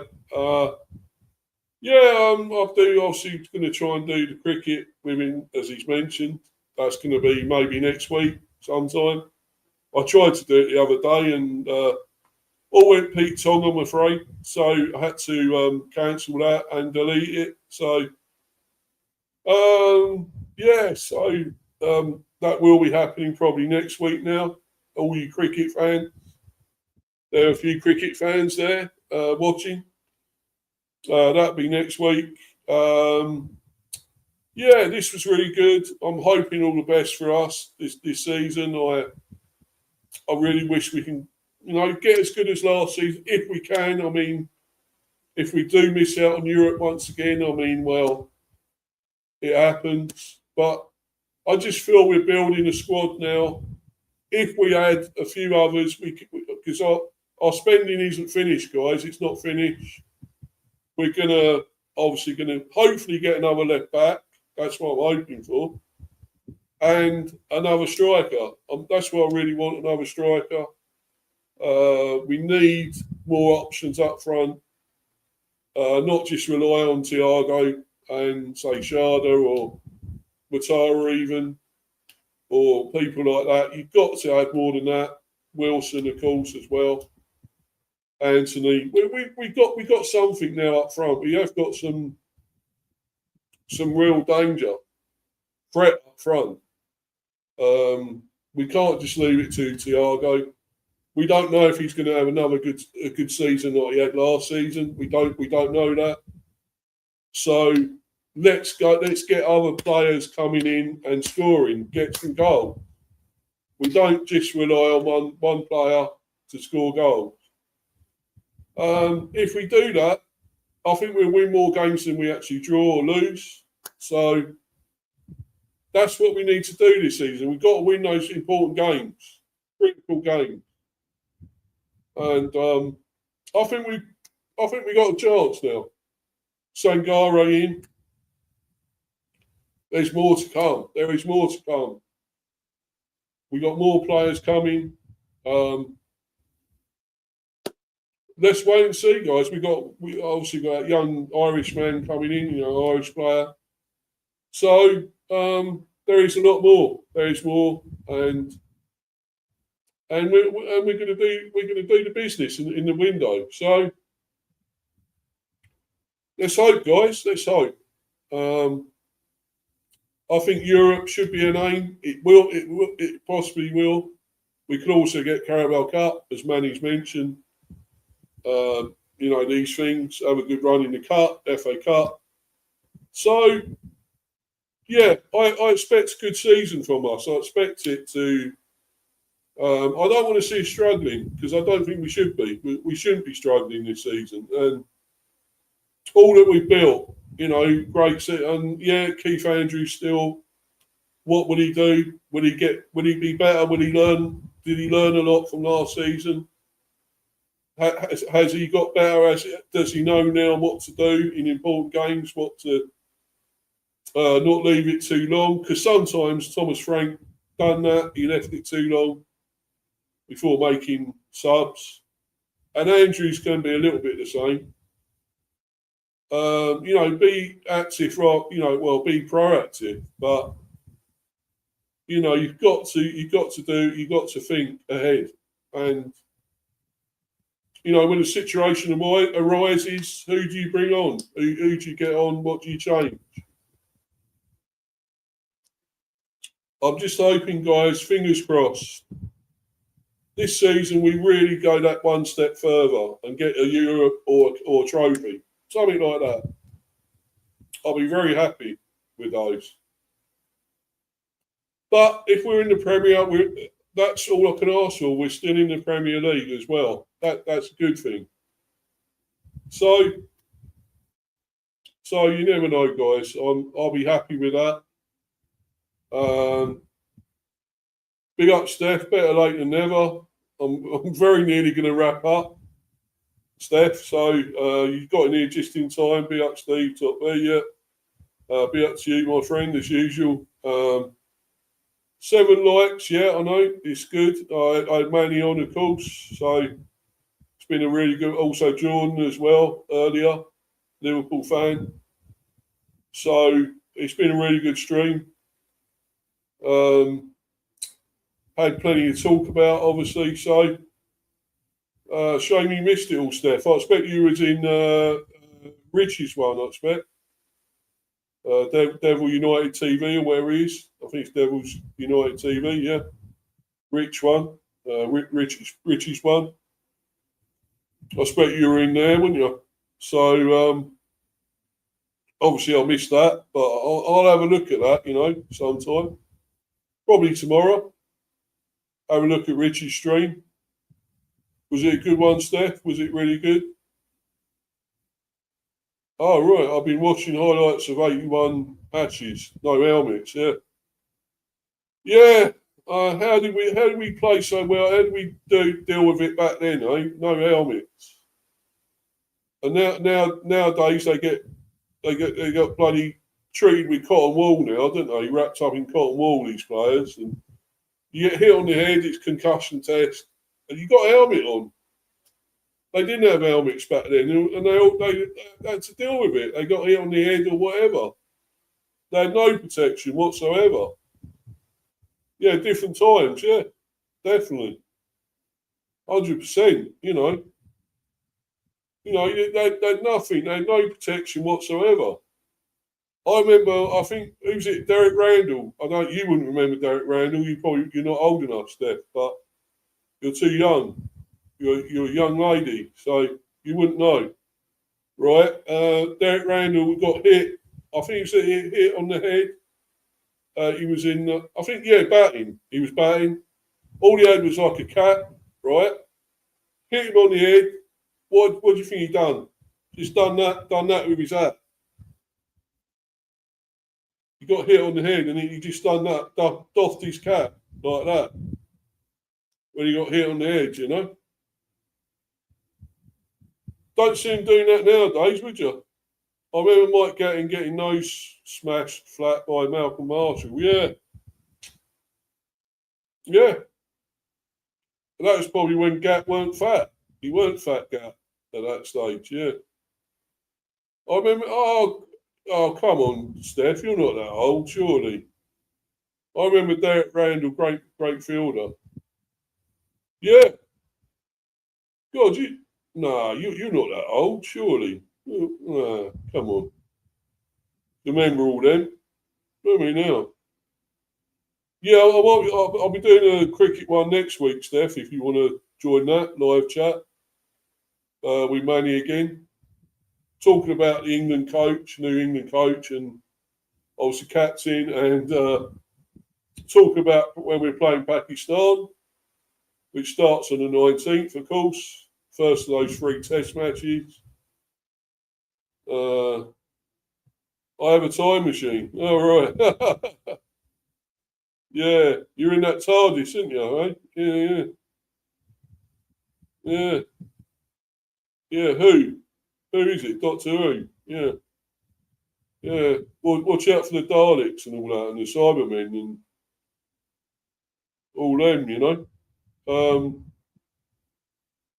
Yeah, I'm surprised. You remember all them, Steph? But anyway, yeah, if you want to come into live chat or whatever next week, I'm trying to think what day it might be. It might be Tuesday or maybe Thursday or something next week. I'm not sure yet.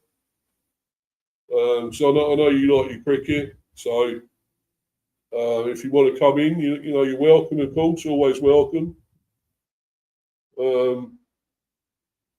Yeah. I'll see what I can do. I've got to have a look. I've got to find out what I'm going to which day will be okay to do that next week. It's probably going to be a Tuesday or Thursday, maybe. So something like that. Because obviously the first test one is on the 19th against Pakistan, which is the following Wednesday. Not next Wednesday, the following Wednesday. So we're going to do a preview. Be me and Manny, probably a few others possibly as well. So if you're interested, that'd be great. You can come in. Always welcome. So anyway, follow Manny. He's not got his own channel or anything, but follow him. Check him out wherever he goes on. I'll be up to you, Mel. Thanks for coming in. Brilliant. Hi, Steve. Yeah, hi to you. And test start on 19th. Yeah, that's right, Steph. Yeah, on the Wednesday, the 19th. Should be good. Looking forward to it. 3 test matches against Pakistan. Yeah, be up to you as well, Luca. I hope you're good, buddy. Yeah,